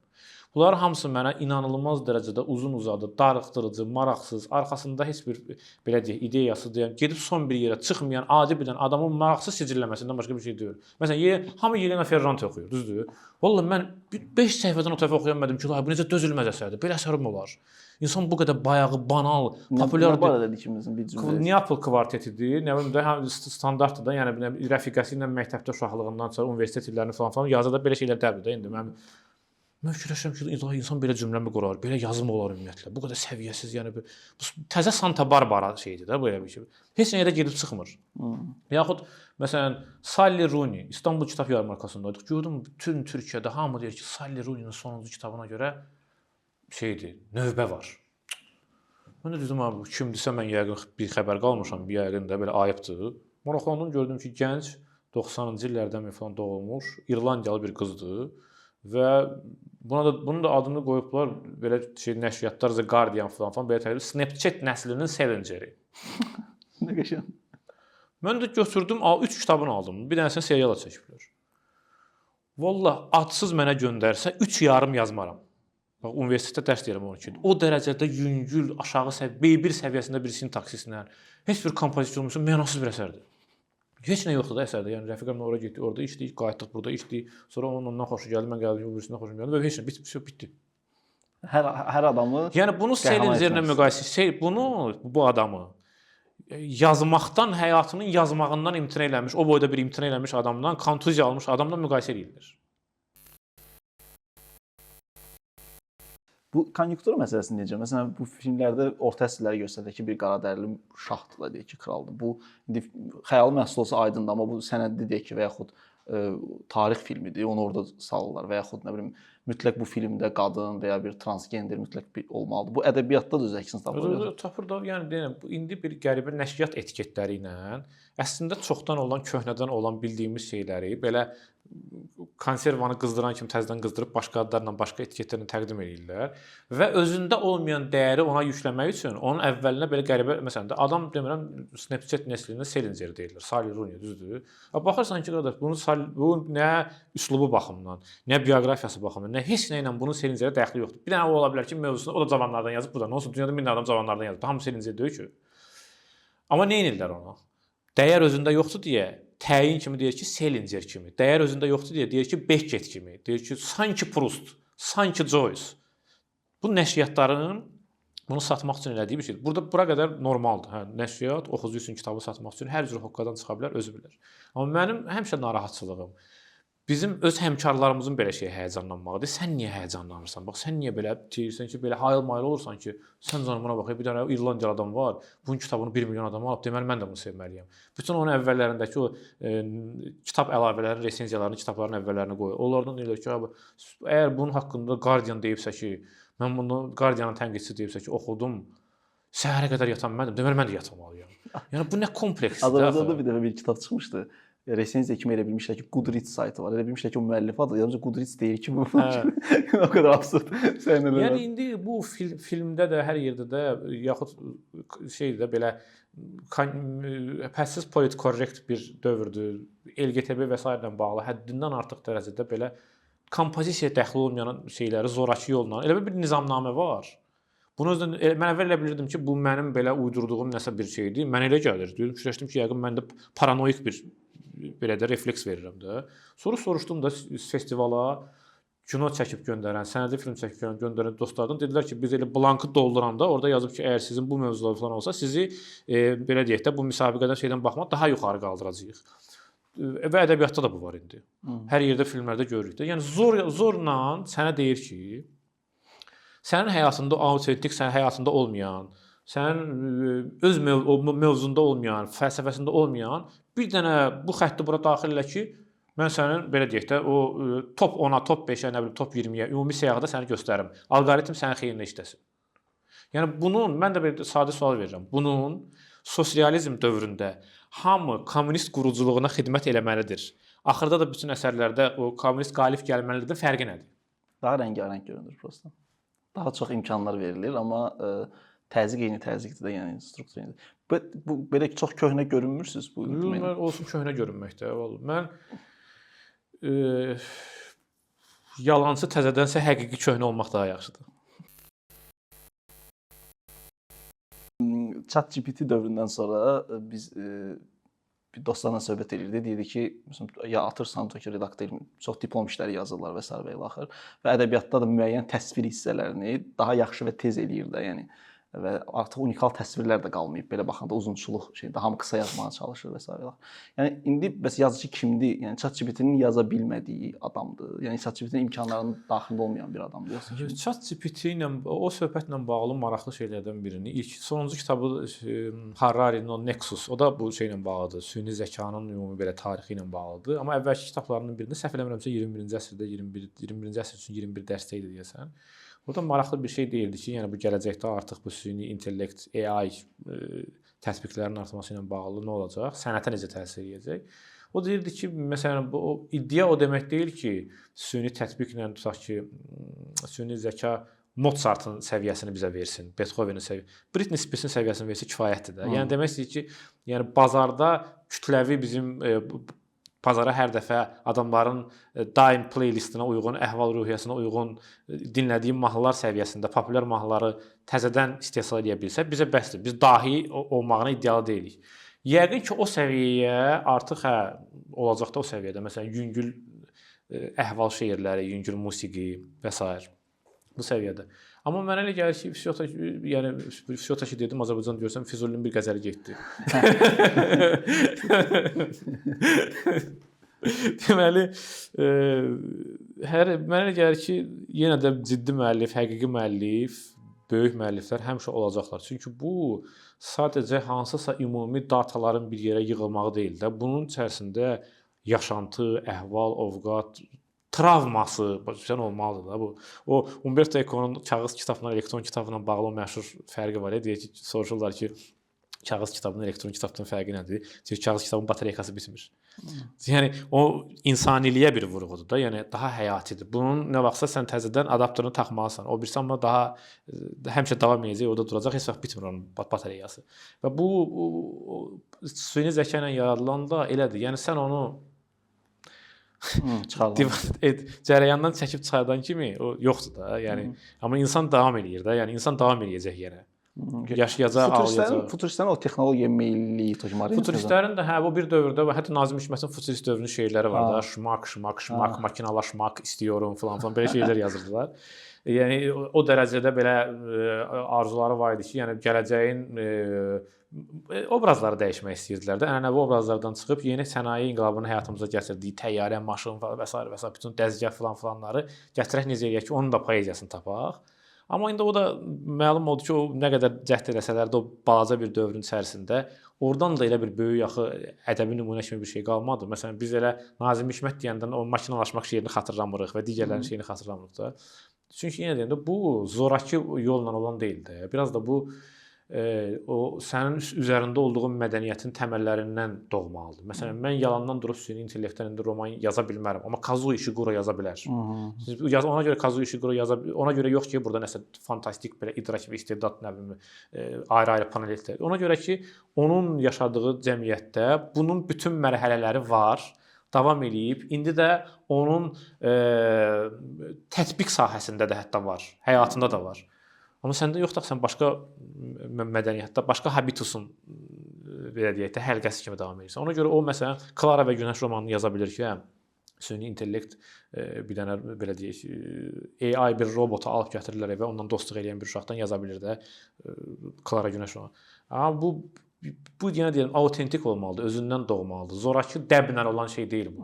Ki orada bir dənə nə bilim Skandinavlar belə roman yazır, mən də tez ondan yazım. Mən nə bilim Kazuo Ishiguro belə yazır, mən də belə yazım. Sən özünə məxsus olanı elədir. Bu həm də bu ChatGPT-də axı belə bir şey var. İndi mən düz pulsuz versiyasını işlədirəm, deyilənə görə pullu versiyası daha yaxşı nəticələr verir, amma orada obyektiv ağıldan söhbət gedir. Ta ki mən belə təxminən belə bənzədim, ta ki mən deyək ki ölmüşəm, mənim dostlarımın fikirlərindən ibarət mənimlə bağlı fikir. Bəli, orada subyektiv ağrı falan yoxdur sanki. Hətta odur, bax o bayaq dediyik ki, romantiklərin və s. əslində hamısından bütün böyük yazıçıların keçənlərdir. Orada bir individual çalar var. İndividual müəllif də odur da. Müəllif nədir? Müəllif individuallığı olan adam deməkdir. O individual nəsə var ki, onda sən onun adını bəzən qoya bilmirsən. Ona bəziləri nəfəs deyir, bəziləri nə bilim aurası deyir, nəyisə deyir. Var ki, o eyni şeydən yazan adamı digərindən fərqləndirir. Eyni şeydən yazırlar, amma fərqləndirir. İş orasındadır ki, bunu insanlar özləri individuallıqlarını itirmək üçün hər şey etdilər. Skandinav romanı məsələn individual deyə belə baxanda fərdiçilikdir, amma onun məxsusiliyi yoxdur. Yəni o adidən adi bir adamdır. Mən oxuya bilmirəm sözün düzü Skandinav romanlarını. Mən oxuya bilmirəm. Sözün düzü, yəni dəbdə olan mən oxuya bilmirəm. Mən bir neçəsinə başladım. Yəni o ədəbiyyatın da klassiklərini oxumuşuq da. Knut Hamsun. Yəni Knut Hamsun hansı ustalıq səviyyəsindədir və indi də belədir. Hamısında romanlar məsələn təxminən belə bir şeydəndir ki, məsələn bir nəfər kişidir, həyat yoldaşından boşanıb, hər gün içir hardasa. Bu gün orada içdi, bu gün bir dənə qızla tanış oldu. Sonra səhər buradan ayıldı, fikirləşdi ki, mən niyə bu gün belə elədim, düzgün eləmədim. Təzən yıl unikal hadisə də yoxdur. Və gedir. Romanın adı budur ki, məsələn mənim kimi kişilər, məsələn də mən vermirəm. Həqiqət deyirəm, mənim kimi kişilər gəlib heç nəyə də çıxmır. Yəni bütün bunları deyirsən ki, nəyə görədir? Heç nəyə çıxmır. Yəqin ki, bu postmodern dalan deyirlər falan, bu yəqin ki, bununla bağlı olan bir şeydir, ola bilsin. Yəni ümumiyyətlə insan həyatından mənanın çıxmağı məsələsi var da. Adətən sürət, bax indi o süni zəka ilə bağlı danışanda yəqin ki, həyatımıza daxil olan əsas o biz həddindən artıq sürətin artmağıdır. Sürət dəhşətli dərəcədə artıb. Adamlar telefon alanda deyirsən ki, məsələn niyə getdin sən o nə bilim də 5000 manata telefon aldın? Deyir ki, bu o birisindən daha sürətlidir. Göz sürəti niyə necəsən? Sən açırsan hamının məlum elədiyi, yəni ya Facebookdasan, ya Instagramda o 3 saniyədən ötürü 5000 manat nə 3 saniyə tez açdı, hə. Amma o 3 saniyəyə görə artıq o 3 saniyə dözülməz gəlir nəyəsə görə adama. Bu nətər dəhşətlidir, pis şeydir, əpdir. Bu 5 saniyə, o birisində deyir 5 saniyə asırdı. Bu 10 saniyəyə asır. O sürət qəribə şəkildə yaxud televiziya proqramlarında adama deyirlər ki, indi deyir ki, 5 saniyəyə oxucunu sən tamaşasını tutmadın, getdi. Yəni heç kim istəmir ki, biraz nəfəsini dərsin, daha bir yəni nəfəsi tutmaq həm də dərinliyə enəndə baş verir axı. Adam nəfəsini onda tutur ki, biraz daha dərinə üzəcək. İndi heç kim nəfəsini tutmaq istəmir. Hamı nəfəsinin üzündə, suyun üzündə qalmaq istəyir. Özü qəribədir ki, məsələn fokus indi tutaq ki, bir tələbədən soruşursan ki, bu ekran açılı nə qədər qalıb? Məsələn, fantastik saatlar deyirlər də 16 saat, 17 saat. Məsələn, mən tələbələrdən, rus dilində tələbələrdən soruşuram. Deyir 17 saat ekrana baxmışam, açıq olur. Mənə baxalım, mən çox old school görünürəm də 2 saat yarımda ki, ekrana baxmışam. Və nəyə baxırsan bəs? Bəlkə ki, bəs kitab oxumağa vaxt yox idi. Yəni o ilə əlaqəli deyil də. İnsan sadəcə 500 səhifəlik bir mövzuya fokusunu ya iradə odur da bir mövzu ilə bağlı uzun vədəli şey. Amma seriala məsələn baxılır. Yəni prinsipcə seriala da oxşar mövzulu seriallara sən gündəlik 5 saat vaxt sərf edirsən də. Yəni bu fokusun itməyi mənə elə gəlir ki, bir mənalığın itməyi. Deməli o onunla bağlı kitab var idi. Müəllifini unutdum. Bu yaxın o dünyada da dəb oldu. Bir jurnalisti 2-3 bu deməli bu qəribə 21-ci əsrin bizim çağın patologiyaları ilə bağlı kitab yazıb. Biri bu deməli arıqlanmaq, sağlamlıq dərmanları ilə bağlı araşdırmasıdır məşhur. Biri də kitabın adı Diqqət dağınıqlığı əsri. İndiki əsr fasiləsiz şəkildə diqqətimizin, fokusumuzun davam yayındığı şeydir. Diqqət, yəni sən bir şeyə köklənirsən kitab oxumağa, bir də bir ayılırsan ki, 15 dəqiqədə Facebookda kiminsə bir-birini qırmağına baxırsan. Ayılırsan ki, nə bilim başlamısan TikTokda aşağı-yuxarı getməyə, düzdür? Təbii Diqqətin fasilə özündən asılı olmadan da indi məcbur olursan ki, təzədən diqqətimi necə toplayım ki, qayıdım əsas işimə fokuslanım. Yaxud baxırsan ki, o brauzerin ekranında bir dənə şeyə görə asmısan. Burada başqa bir pəncərələr açmısan, təzədən onları günün yarısı, günün əvvəlində açdığın pəncərələri təzədən qaytarıb əsas işə qayıtmaqla da diqqət dağınıqlığı. Bax o diqqət dağınıqlığı bu əsrin problemidir. O diqqət dağınıqlığı olanda da adam dərin bir şeyin üzərində dayanıb onun mənası haqqında düşünmək, yazı yazırsansa o yazını daha gözəl, daha dərin, ona görə də məsələn belə hadisələrin çox olduğu ədəbiyyat və film tez-tez bir-birindən əvəzlənir. Kadrlar əvəzlənir. Tarixi getdi, orada o dəyişdi. Yəni bir dənə dayanmır ki, görək burada nə baş verir. Bir-birini sürətlə əvəzləyir. Tez olmalı, tez. O diqqət dağınıqlığı bax bu əsr. Yəni mən hətta bir paneldə çıxış edəndə dedim ki, Camus 20-ci əsrə qorxunun əsri deyirdi. Yəqin 21-ci əsrin adını daha ümumiləşdirsə, hələlik buna diqqət dağınıqlığı əsri demək olar ki, yəni hamının ümumi problemi budur. Ortaqlıqdır. Jonathan Safran Foer Çağdaş Amerika yazısı mənim dissertasiya predmetlərim, subyektlərimdən biridir o. Onun bir dənə essesini tərcümə eləmişdim, Facebook və kitab. Orada deyir ki, mən bir gün deyir, özümü orada tutdum ki, gözəl bir bahar günü öz həyətimizdə uşaqlarımla oynamaq, barbekü, nə bilim, bişirmək və s. əvəzinə əlimdə telefon arxa gedirəm ki, kölgəlik bir yer tapım ki, telefonun ekranı yaxşı görünsün, görüm nə yazıblar. Birdən deyir özümü onda tutdum ki, ətrafda belə bahardır falan da, amma mən nə ilə məşğulam da. Bu çox maraqlı bir simptomdur, vəziyyətdir. Qismət Seymur Bacının bu şikayəti və tənqidi var ki, bəs bu rus dili, belə deyək, Azərbaycan-Rus mədəniyyətinin təsirləri getdikcə azalır, türk mədəniyyətinin təsirləri azalır, xüsusən dildə bu bilinir. Doğrudan da mən ona bəraət orada gətirirəm ki, məsələn, redaktə eləyəndə hansısa kitabı görürük ki, orada çoxlu rus türk sözlərinə rast gəlirik. Və tərcüməçilər də, yazıçılar da bizdə olan işlək sözlərdən istifadə eləmirlər. Tutaq ki, alışqanlıq, nə bilim, olağanüstü, belə ifadələrdən istifadə edirlər. Bu aşkar görünür ki, çox girib bizim dilə bu türk dillərdə. Sizin münasibətiniz necədir? Valla mən burada belə fikirləşirəm ki, aydındır ki, yaxın dillərin təsirinin təcili sürəti daha çox olur. Bu biraz da burada belə bir anlayışı dəqiqləşdirməliyik ki, dil və nitq ayrımı deyilən bir ayrım var da ki, söz-sürdən bəri bunu bilirik. Yəni küçədə kimisə nəsə satanda pulova pilav deməyi ilə Azərbaycan ədəbiyyatı belə əldən gedib eləmir də. Bu nitqin korlanmasıdır. Hansı aparıcı nitqində nə isə düz demirsə, bu yenə də nitqin korlanmalıdır. Yazılı nitqə qədər sirayət edibsə, burada səriştəsizlik problemi var. Amma ümumən mənə gəlir ki, daha ümumi çətir kimi baxsaq, o problemlər biraz da nə ilə bağlıdır? Biz qapalı iqtisadi bir sistemdən indi açıq bir iqtisadi sistemə keçmişik də, qapalı sovet sistemi. Orada zaten başqa variant yox idi. Bir dənə variant var idi, Mərkəz Moskva idi, dil tərcümələri oradan idi. Amma o tərcümələrində, məsələn, rus dilindən Azərbaycan dilinə tərcümə olunmuş klassiklərin əsərlərinə baxsaq ki, belə bir mif də var ki, o dövrün tərcümələri çox mükəmməldir. Səhifə-səhifə atıblar, çox folklorlaşdırıblar. İndi baxanda, tutuşturanda görürsən ki, orada çox səhvlər var. Və belə gəlir ki, biraz da bizdə postkolonial diskurs məsələsi haqqında heç kim yazmayıb deyə, ədəbiyyatda, incəsənətdə o kolonializmin izləri. Ona görə belə qarma-qarışıq, yəni məsələn biri deyir Rus sektoru bağlansın, biri deyir ki, yox Rus sektoru. Bunun əslində ümumi kökü nədir? Sən müstəmləkə sonrasının araşdırmaları olmalıdır da. Edward Saiddən dünyada məsələn bunun nümunələri var, yaxud başqa nə bilim Young'ın kitabı var bununla bağlı. Ki onlar nə edirlər? Onlar götürürlər müstəmləkə olmuş ölkələrin ədəbiyyatlarında hansı obrazın necə təqdim olunmağına baxırlar özlərindən əvvəlki dövrdə. Mənim yadıma gəlir ki, 90-cı illərdə Kavenşiklər, nə bilim, Şən və Azizavlar klubunda deyirdilər ki, məsələn, rus dilini bilməyən çuşka kateqoriyasına daxil olan və türkləri də göstərirdilər ki, orada türklər ancaq şeydən ibarətdir də, nə bilim, TRT1-də qızlar əl-ələ verin.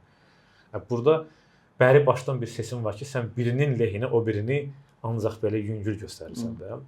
Yəni müqayisələrin müstəvisi bərabər olunmur. Bir tərəfə Tarkovskini qoyursan, o bir tərəfə dönəri qoyursan. Tarkovski ilə dönəri müqayisə eləməzlər də.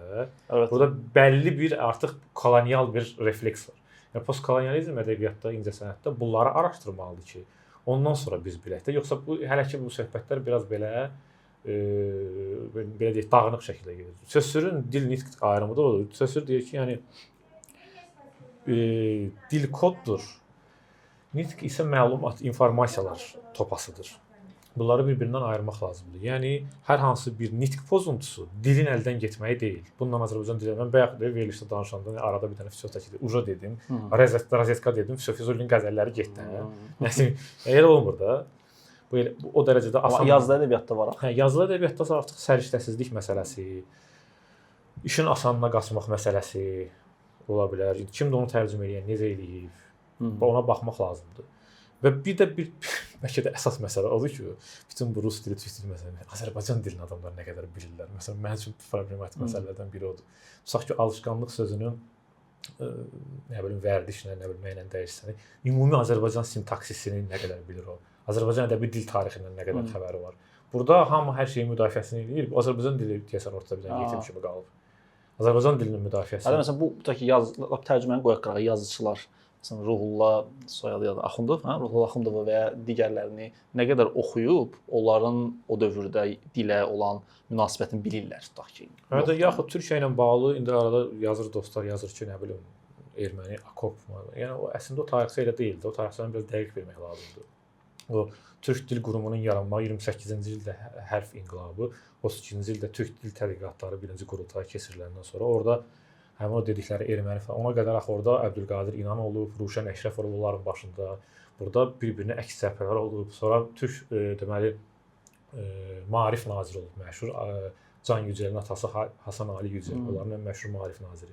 O məsələn deyib ki, biz bu keçiddə bizim üçün ən vacib olan tərcümə mübadiləsidir. Məşhur tərcümə seriyasını başladı bu. Yəni bu məsələlərlə bir nəfər gəldi, bütün türk dünyasının dilini korlasın ki, bu belə çox mərkəzlidir əslində. Bu belə deyil axı, orada ayrı-ayrı xəttlər var. Türkiyənin özündə bu yalançı öz türkçəciliyin alınmayan tərəfləri ilə bağlı nə qədər polemikalar var. Romanlarda yazıblar bunu. Oğuz Atayın Tutulamayanlar romanının yarısı alınmayan yalançı türk sözləri ilə məzələnməkdir. Yəni bu tarixçələri bilmədən belə ümumi danışanda biraz əsaslı olmur. Ola bilər, bəli, amma belə bir şey var ki, məsələn, bu Əli Novuzovun ədəbi qonaqlıqlar deyə bir şey eləmişdi. Məsələn, bir çox Azərbaycan yazıçıları var, portretlərini falan çəkilən. Bir ikisini sizi görmüşəm, düzü, o yazıçılarla bərabər. Hamı bir-birini tanıyır da, belə deyək də. Düzü, bəziləri bir-birini tənqid etməkdə bunu əsas gətirirlər ki, tanışdı, onu niyə tənqid edeyim, haqsızdır da müəyyən mənada. Amma ümumən Azərbaycan yazıçılarını götürsək, 30 yaş, ondan aşağı digərlərini, onlar dil bilməməkləri qüsurdur, məsələn. Əlbəttə qüsurdur da. Yəni yazıçı heç olmasa bir dənə digər xarici dili bilsə daha yaxşı olar ki, onun ən azından bir alternativ dillə çıxışı olsun. Amma yəni başqa dünyada nümunələr də var. Heç bir dil bilməyən yazıçıların da yalnız öz dilinin belə deyək, bazasını zənginləşdirməsi hesabına böyük işlər gördükləri nümunələr də çox var. Şairlərdə var, türklərin şairlərində var və s. Yaxud dili bilib, tutaq ki, o yüksək səviyyədə bilməyib, ancaq belə deyək, məlumat almaq səviyyəsində bilib də. Yəni bunu ehkam kimi qoymaq da düzgün deyil də. Bu və digər səbəblərdən olmaya bilər. Düz, amma təbii ki, indiki açıq bu qədər resursların olduğu sürədə bilmək əlbəttə daha yaxşıdır. Bilsənsən, daha birinci mənbədən daha operativ informasiyanı əldə edəcəksən. Ən azı professional bunu bilməlidir də. Məsələn, deyirlər məsələn ki, filan kəsin yazı üslubu mənim xoşuma gəldi. Adam demək istəyir ki, tərcüməçinin üslubu xoşuma gəldi. Çünki sən onun orijinalını oxuyursan, bilirsən ki, mən Türkiyədə onu aşkar görürük. İndi bizim mədəniyyətə yaxındır da. Məsələn, Dosto çox iyi yazar deyirlər. Dostoyevski, heç nə başa düşməyib orada. Yəni görürsən ki, nədir ki, burada belə baxanda Azərbaycan dilinə yaxşı tərcümə olunub və türklər də indi oradan-buradan türkçəyə tərcümə ediblər. Amma o kulturanın, o habitatın içində olmayıblar deyə onlar onu hifz eləyə bilmirlər sanki də. Yəni bəli, var elə şeylər. Yəni o məsələn o biraz belə deyək də, o Facebookda, sosial şəbəkə memləri və s. də o türk ədəbiyyatında əslində köhnə bir tənqidçinin səhv eləmirəmsə Cemil Meriçin o qısaltması idi da, Dosto. Sonradan o gənclərin zadının dilinə düşüb. O belə sürətlə, o əvvəldən ədəbi tənqidin içərisində Dostoyevski yazılarında o qısaltmalar eləyirdi belə. Dosto falan biraz da söz oynamaq üçün. Ondan sonra gəlib indiki dövrdə daha vulqar və populyar formasına düşüb.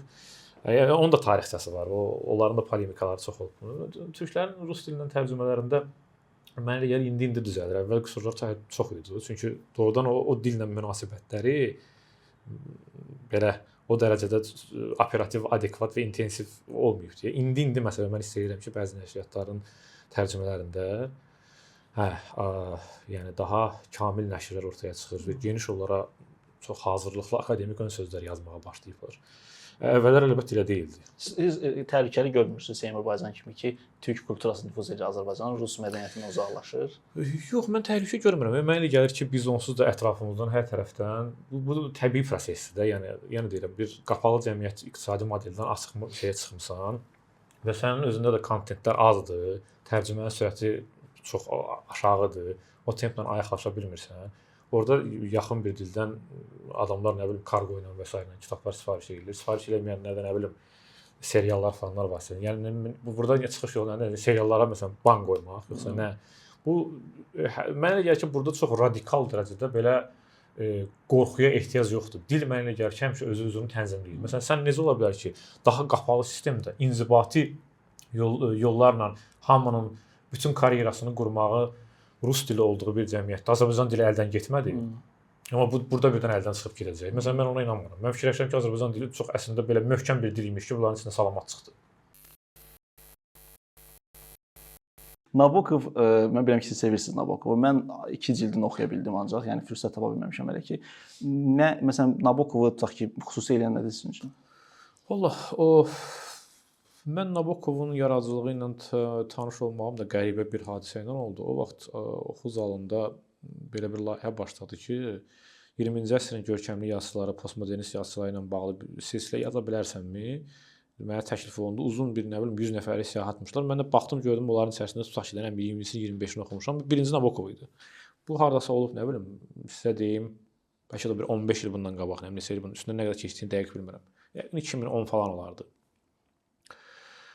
Və mən başladım onda, Nabokovu adda budda oxumuşdum. Bütün Nabokovu qarşıma qoydum, dedim Nabokovdan başlayacağam və onda mənim Nabokovun daha dərindən, daha analitik, üzərində düşünərək artıq bundan yazmalıyam, təmasım və tanışlığım oldu. Onda da elə aşiq oldum onun dilə münasibətinə, struktura münasibətinə, necə belə artıq heç bir cümlə yazmır. Necə paragrafa necə möhtəşəm, insan paraqrafı necə möhtəşəm qurar. Necə hələ hadisə baş vermədən sən artıq elə bir ki, hadisənin içərisindəsən. Necə bir proza az qala möhtəşəm bir şeirin ahənginə yaxınlaşa bilər. Bunları hamısını Nabokov elə birinci məsələn Maşenko romanından başlayaraq artıq belə şeyləri eləyə bilirdi də. Bu fenomenal bir qəribə bir xüsusiyyətdir. Orxan Pamukun onun haqqında bir dənə uzun essesi var. Deyir ki, mən uzun illər dünyanın harasına getmişəmsə səyahət eləyəndə çantama həmişə bir Nabokov kitabı atmışam və oxumaqdan o kitab ora-bura getməkdən həmişə belə əziz-əziz cırıq-cırıq olub və hər dəfə də onun təsadüfi bir səhifəsini açanda əlimi belə çırpmışam ki, bu adam necə bu qədər gözəl yaza bilir və niyə mən belə yaza bilmirəm? Çox modern, çağdaş, həm də klassik şeyləri də onda var. Üstə gəlir. Və deyir mənim ikinci dildə yazıb ingiliscə. Və deyir ki, mənim zülm zillətlə axtardığım hansısa bir paraqrafda bir sözü yerinə qoymalıyam da Pamuk yazır bunu. Zülm zillətlə axtardığım sözü sanki Tanrı ona anadan gəlmə bağışlayırdı. O bilirdi ki, o sözü ora atacaq, ora oturacaq, bu sözü bura atacaq, bu hamısı yerbəyer olacaqdı. O qədər onu belə autentik rahat edirdi. Yəni çox uzun uzadı Nabokov. Nabokov haqqında beynimdə o qədər informasiya var ki, hansından başlayacağımı. Birincisi gedib mühacir olan ikinci dildə yazıb və ona görə mükafat alıb səhv eləmirəm. İngilis dilinə görə yoxsa? Nabokov mühacirətə gedəndən sonra, yəni qəribə şəkildə ingilis dilində də yazaraq və o dilin də belə deyək, içərisində necə usta master olduğunu göstərmiş nadir adamlardan biridir. Bir neçə, yəni o tipli adamlar dünyada 3-4 adam olub da, bəlkə də Umberto Eco'nu və nə bilim Borges'i falanı demək olar ki, bunlar yəni nə bilim Hugo'nu fransızca, Kafka'nı almanca, nə bilim Joyce'u ingiliscə oxuyurlar da. Yəni o böyük səviyyədə yuxarı estetik plankanı müəlliflərin. Nabokovun da mühazirələr oxuyub da. Yəni rus ədəbiyyatından mühazirələr, qərb ədəbiyyatından mühazirələr. Özü hər şeydə bəyənmədi. Çox belə o qədər bir plankanı yuxarı qoymuşdu ki, məsələn Steinbeck haqqında ona deyirdilər. O deyirdi ki, Steinbeck orta boy əhvalatları yazan bir jurnalistdir. Thomas Mann gipsdən düzəldilmiş müqəvvadır. Thomas boyda Mann boyda yazsın da belə. O qədər ya da bəyənməz idi. Yəni hər şeyi ona bəyəndirə bilməzdin ona. Sartrla ümumiyyətlə məşhur polemikası var. Sartre deyirdi ki, Sartre kafe filosofudur. Kafelərdə uşaqlara filosof fəlsəfi vərəqələri paylayan belə ortabab bir şeydir deyir. O nə bilir ümumiyyətlə yazı yazmaq nədir. Yəni o qəribə bir adam idi. Məsələn Lolita kimi təhlükəli bir mövzuya girirdi, amma o mövzunun altından necə çıxır o mövzunun altından? Yəni hətta insest mövzusudur, amma insest deyil də, yəni tam da başqa bir şeylər var orada. Yəni o dərəcədə şeir səviyyəsinə qaldırır da, belə deyək. Özünün belə deyək, başqalarının qiymətləndirilməsini özünə tətbiq edək də indi. Özü məsələn Flaubert ona görə sevir ki, deyir ki, Flaubert prozanı poeziya səviyyəsinə qaldırıb da. Burada poeziya deməli daha yuxarıda duran bir şey kimi sayılır. O Broskin sözü var ya, poeziya ali nitq hadisəsidir də. Yəni nitqin ən ali variantı poeziya sayılırsa, prozanı o deyir poeziya səviyyəsinə qaldır. Yəni Joyce-da, Marcel Proust-da və s. da. Yer gəlmişən Dostoyevskinin zəhləsi gedir. Tolstoyu daha çox sevir Nabokov. Çünki deyir şeydir. Dostoyevski ümumiyyətlə deyir belə darmadağınıq, nətər gəldi, yüzlərlə səhv olan, içərisinə həddindən artıq Mariyalar və İsalar doldurulmuş kompozisiyalar qurmağı xoşlayan belə bir deyir şey, o bilmədiyi mövzularda uşaqca söhbətlərə girişən bir adamdır. Amma Tolstoy deyir ustadır. Amma Tolstoy da biraz o yaşlı vaxtındakı Tolstoyun mühafizəkar dönəmini tənqid edir ki, yəni Tolstoy nə vaxta qədər ki, deyir, Tolstoy Anna Kareninanın bəyaz ənsəsinə düşən qara lülə olan saçlarını təsvir edir.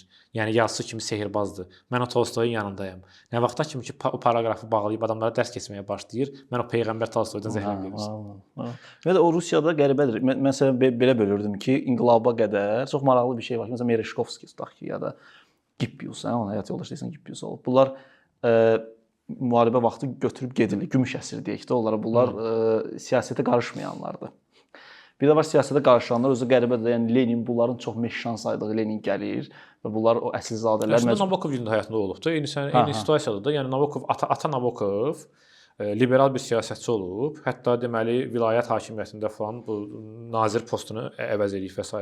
Bunlar məcbur bolşeviklər hakimiyyətə gələndə bunlar yəni varlı hallı bütün mülklərini qoyub köçüb gediblər.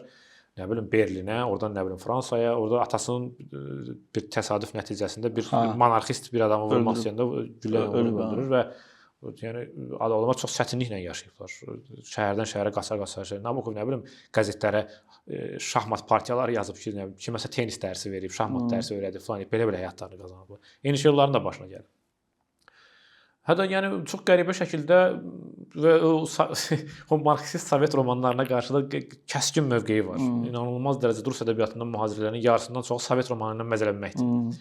Nə bilim bu deyir ki, bunların yazdığı romanlara bax deyir. Beton romanı, enerji romanı, nə bilim sement romanı deyir. Hamısında deyir mövzuları şeydən ibarət. Elə bil deyir bunlar iqtisadi planı necə ki belə standart idi deyir Sovet. Elə bil ki deyir romanların strukturu da əvvəldən standart idi də.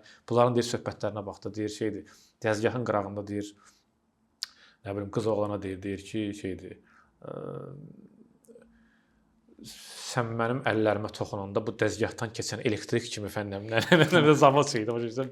Gülür də bütün bunlara ki, belə ədəbiyyat olmaz, bunlar boş şeydir də, bunlar müvəqqəti bir şeydir.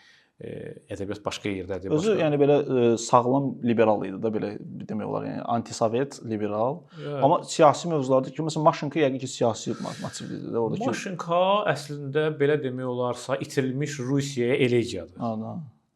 Yəni Maşenko sözünün, Mariya sözünün belə də yumşaldılmış belə əzizləmə variantında işlənən bir sözdür Maşenko. O deməli Berlindəki bir pansionatda keçir əhvalat. Və orada deməli bizim əgər səhv eləmirəmsə Lev Ganin olur. O şeyin romanın baş qəhrəmanı. O təsadüfən roman bir qəribə bir şeylə başlayır. Liftdə bir adamla rastlaşırlar, liftdə qalırlar və qaranlıqdır. Və deyir ki, bu liftdə qaldığı adam ona deyir ki, hər şeyin bir simvolik mənası var. Bizim sizinlə liftdə qalmağımız da təsadüfi deyildi. O da deyir ki, nə simvolik məna, başlama sən Allah, tez ol bunu açıb çıxmaq lazımdır.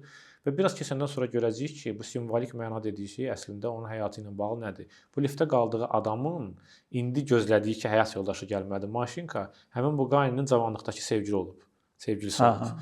Yəni əslində hardasa dolayı bir simvolik mənası var imiş.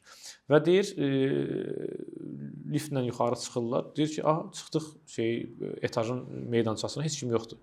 Elə bir ki, Tanrıya doğru, yuxarı doğru çıxacaqsan, amma orada heç kim yoxdur da. Belə qəribə bir simvolik ateist pozisiyadır əslində.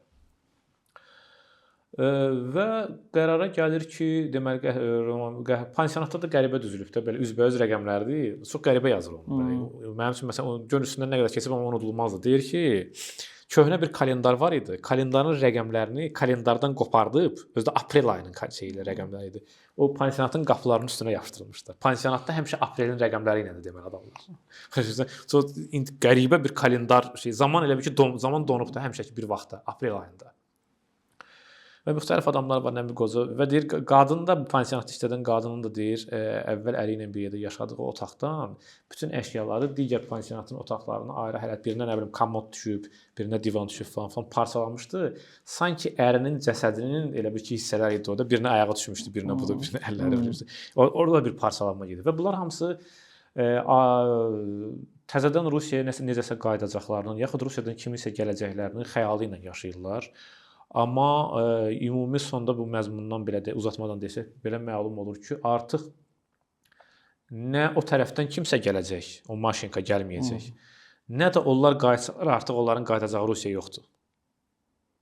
Çox ümumiyyətlə Maşinka Rusiyanın belə təcəssüm etmiş formasıdır. Və deyirlər ki, Maşinka romanı Nabokovun sonrakı romanlarının da əslində proto bir modelidir ki, ondan sonrakı mövzuları oradan çıxacaqdır. Bütün romanlarında qəhrəmanlar mühacirdir. Hətta Humbert Humbert də mühacirdir. Lloyd'da hamısında bir mühacir qəhrəman var. Və belə qəribə adamdır. Yəni hər romanı ilə bağlı adamın ağlına Lolita ilə bağlı yaxşı kitab da var. Lolita üçün açar, Keys to Lolita. Qəribə məsələn allüziyaları var. Araşdırıblar, tədqiq ediblər ki, nə qədər belə Edgar Poe'ya göndərmələr və s. Nabokov şünaslıq var da, yəni Nabokov şünaslıq böyük bir təkcə Rusiyada yox, dünyanın özündə də böyük belə səs-küy yaratmış, təsir eləmiş bir adamdır. Və mən sizə deyim ki, mən o qəribə şəkildə hansı yazıçının ki, təzə tanış oluram, onu oxuyuram. Belə də, məsələn, tutaq ki, indi bu dəqiqə əlimdə 2023-cü ilin Booker mükafatı laureatı bir İrland yazıçısını oxuyuram. Nəhayət ki, sevdiyim müasirədən bir yazıçı tapdım. Paul Lynch, Peyğəmbərin nəğməsi. Hansı ki, təzə yazıçılar oxuyuram. O deyirəm ki, hə, bu yaxşı yazısınız, məni bəyənirəm. Mütləq onun müsahibəsinə baxıram, deyir ki, mən Nabokovu sevirəm. Qəribə şəkildə belə xəbərin olmadan o Nabokovu sevmək bizi birləşdirir elə bil. Mən bir dostumun özü xoşuna gəlməsə silərik bunu. Mən bir dostumun belə bir təklifi var, Mehman. Bizlə başladı naşirdir. O deyirdi ki, mən ümumiyyətlə belə bir Azərbaycan nəşriyyatından belə bir qorxusu var ki, xarici dildən, kargodan sifariş edirlər və birdən onlar türk dilində satırlar da. Çünki türkçə tərcümə olunub hər şey, Platon digəri. Biz əksinə qorxmuruq. Məsələn, biz özümüz buradan pul gəlmir deyə biz tacir kimi baxmırıq da ona. Biz deyirik ki, qoy Platonun bütün ən yaxşı nəşrləri, ingiliscə, hətta belə bir təklif var idi ki, tutaq ki, Baku Book Center-a 2 köşə ayıraq, türk yazıçılarına vergi qaldırılsın hamıdan. Türk yazıçılarından da qaldırılsın, türk naşirlərindən də, ruslardan da. Görək Azərbaycan naşirləri bundan sonra onlarla müqavimət, yəni onlar keyfiyyətini qaldırmaq məcburiyyətində qalacaqlar. Platonun əla tərcüməsi var. Rusca əlası var, özü Platon şünas eləyib onun tərcüməsi. Biz Yunancadan eləmişik, özü hamısı Yunancadan eləyib, biz də Ruscadan eləyirdilər. Və biz məcburuq ki, onlarla hesablaşaq. Yəni bizim rəqiblərimiz Azərbaycanda hansısa özünə filosof deyən adam deyil. Yəni ki, o terminlər orada və onda görə kim sağ çıxmayacaqsa, onda keyfiyyətsizlik ələnəcək. Bəli, əlbəttə, rəqabət mühitində salamat çıxmalıdır. Yəni adamlar həm qiyməti daha ucuz qiymətə və daha keyfiyyətlisini axtarırlar da. Oxucunun professionalda olan narahatçılığı yoxdur. O professionalların narahatçılığıdır ki, belə ki, oxucu üçün daha tez ala biləcəyi, daha ucuz ala biləcəyi və daha keyfiyyətli ola biləcəyidir. O da var, akademik nəşrdir. Yəni oxuya bildiyi rus dilində, türk dilində. Bizə naşirlər axmaq yerinə qoyublar. Sən özün naşir kimi bu rəqabətdə nə çıxardıb, nə təklif edə bilirsən. Dura bilirsənmi qabağında da? Yəni onu belə deyək, yəni deyirəm, bu məsələnin mətbəx tərəfində əslində özümüzün həll etməli olduğumuz məsələdir. Oxucunun burada problemi yoxdur ki. Təbii ki. Yəni oxucu ən tez çatan şeyi oxumaq istəyir. Problem ondadır ki, elə bilirik ki, biz hələ də o qapalı cəmiyyət davam eləyir. Adamlar gedib görmürlər. Oxucular gedib görmürlər o keyfiyyətli nəşrləri. Görürlər Yəni deyirəm, mənə məsələn elə gəlir ki, bu dəqiq indi data dövrüdür də. Biz dəqiq datalara baxsaq, belə adda budda məsələn açdım televizoru, nə bilim orada gördüm ki, bir dənə aparıcı türk dilində deyir. O bir kanalı açdım, gördüm ki, bu da məsələn biraz rus dilində söz istifadə elədi. Amma birinə də açdım, gördüm ki, tərtəmiz Azərbaycan dilində danışırdı, düzdür? Yəni nə oldu? O bir dənə pis danışana görə bir dənə bu yaxşı danışan da mı getdi? Bunun vahidi nədir? Bunun meyarı nədir? Yaxud mən elə küçədə gedirəm, burada gəzişirdim bayaq. Mən türk dilindən daha çox məsələn ingilis dilində başlıqlar görürəm hər şeyin başlığında. Hə? Hər şey bakerydir, hər şey stationerydir. Yəni hansı data ilə qiymətləndiririk ki, məsələn, nə bilim Elgizin danışmağı körür. O dataların üzərində daha ciddi hansısa bir nə bilim professional məsələn dillə bağlı bir komitə ilə şu araşdırma getməlidir. Sən baxmalısan ki, hansı faiz hansı seqmentdə nəyə aparır və nəyə qazandırır. Yoxsa belə ümumi bu çox belə necə deyirlər, impulsiv reaksiyalardır. Görürsən Türkiyədə indi ağlıma gəldi. Türkiyədə, Rusiyada fransız dili bizə nüfuz edir deyə bir narahatçılıq olub məsələn. Fransız dilinin təsiri ilə bağlı 20-ci əsrin əvvəllərində Türkiyədə bu məsələlər olub. Pis qarşılayıblar. Pis qarşılayan bir belə deyək də qanad olub. Konservativ də belə. Belədir. Ki çox gəlir falan, çox söz götürür falan. Amma yenə deyirəm, deyil.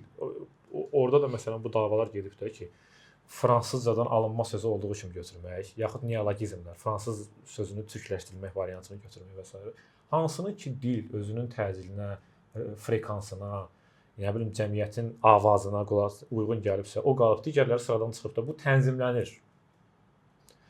Ya da axı yenə deyirəm, bir dənə pis nümunənin yanında axı 5 dənə də yaxşı nümunə olur. Bu 5 dənə yaxşı nümunənin haqqını bir dənə pisə görə yemək də düzgün deyil.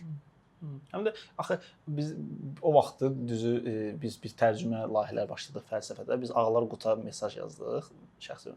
O da dedi ki, siz nə tərcümə edirsiniz? Biz dedik ki, Platon, Wittgenstein falan. Birinci belə indi bir şey yanaşdı ki, siz nə tərcümə edəcəksiniz? Biz dedik, yox da orijinalı biz özümüz eləmirik ki, biz təklif edirik professional tərcüməçilər, onlar eləyirlər. Dedi ki, Tinay Almancadan eləyir, Səid Pat. O dedi ki, mənim bir lüğət hazırlayıram. Bu maraqlı bir şey. Mən bir lüğət hazırlayıram. O lüğət tutaq ki də iqtisadiyyat yox, ekonomiya sözünü istifadə eləyir. O lüğət hazır olmadan biz heç nə eləyə bilmərik. Mən dedim ki, tərsinə işləyir proses. Mən burada Aristotelciyəm. Dənə-dənə məfhumlar insan anlayışında yaranır. Sən ona qarşılıq tapmaq istəyirsən. Tutaq ki, eyniyyət, qeyri-eyniyyət bu Alman idealizminin ifadəsidir. Mən o barədə düşünməsəm, eyniyyət sözünə ehtiyac görürəm. Mən deyirəm ki, əksinə siz lüğəti buradan yaratmalısınız. Mən də elə fikirləşirəm ki, prosesin içərisində, yəni bu bax bu adi bədii yaradıcılıqda da özünü göstərən bir şeydir. Bədii yaradıcılığın özü ilə mütəmadi məşğul olmamış, yəni bədii mətn yazmamış adam kənardan bəzən nəzəriyyələrlə oxuyur, çox nəzəriyyə haqqında hər şeyi bilir. Amma yazı prosesinin özünün içərisində olmayıb deyə, yazının özünün içərisində bu necə tətbiq olunacaq? Elə bilir ki, bu hazırdır, götürürsən belə hazır reseptdir də. Tarix bir tətbiq edəcəksən olacaq. Elə olmur. Bu prosesin özündə dilin sən yalnız yaza biləcəksən ki, dil bunu harasına müqavimət göstərir. Dil bunu harasını qəbul edir, harasına müqavimət göstərir. Harasında sən qalmısan çaşbaş. Harasında folklorda nə bilim, etnoqrafiyada nə bilim hardasa bunun bəlkə də təzədən tapıb çıxarda biləcəyim ekvivalenti var. Harasında mən söz yaradıcılığı ilə məşğul olmalıyam. Harasında beynəlxalq sözü olduğu kimi görürəm. Çox maraqlı İsmət Özəl yoxdur Türkiyədə. Bizim dostlar Üsküdarda, Türkiyədə bir müddət qalıblar. Orada yolu keçəndə gördülər İsmət Özəl gəlir. Dedilər, bu fürsət. Biz də onu tərcümə eləmişdik Quyu jurnalında. Gördük İsmət Özəl dedi ki, İsmət bəy nasıl? Dedi ki, Tural bəy ki, dostunuz dedi ki, nasılsınız? O da birbaşa cavab verir ki, görmürsünüz bu AKP-nin birbaşa cavab verdi. Dedi ki, biz sizi tərcümə etmişik. Dedi, ha, doğrudan. Dedi, Sovet vaxtı o dövrlərdə mənim bir şeirimi tərcümə ediblər. Orada deyilirdi ki, sakın böyle etməyə, siz deyir belə tərcümə etmişsiniz. Belə etmə ha. Deyir mənim o qədər xoşuma gəlib o. Deyir o tərcümə etdi. Yəni gör yerində məsələn ha ədatını tutaq ki, istifadəsi onun qəlbinə məsələn toxunub da şair kimi. Məsələn onun siz demişkən məsələn o bilinmir o harda oturacaq. Bizdə məsələn Qaracıoğlanı tərcümə ediblər. İndi məsələn Sovet vaxtında və s. sonra da indi gör belə baxanda ortaq türkçənin ən böyük belə nə bilim xalq ozanlarından biri falan. Onun özündə elə o qədər səhv var ki, ala gözlü benli dilbər. Azərbaycanda necə olar? Ben xal deməkdir. Ala gözlü xallı dilbər. Bizimkilər ala gözlü mənli dilbər. Ala gözlü mənli dilbər nə deməkdir? Yəni adam konteksti bilmir axı. Ben sözü xal deməkdir. Tərcümələrdə absurd şeylər vardı. Bir ara ümumiyyətlə Azərbaycanda da Türkiyənin ilkin dövrlərdə kimi deyim, nisbətən müəyyən qədər yaxşı tərcümələr var. Nasok ayağımın ucunda gəzmək, burnumda gəzmək kimi tərcümə olunmuşdu. Sonra bir dəfə şey var idi.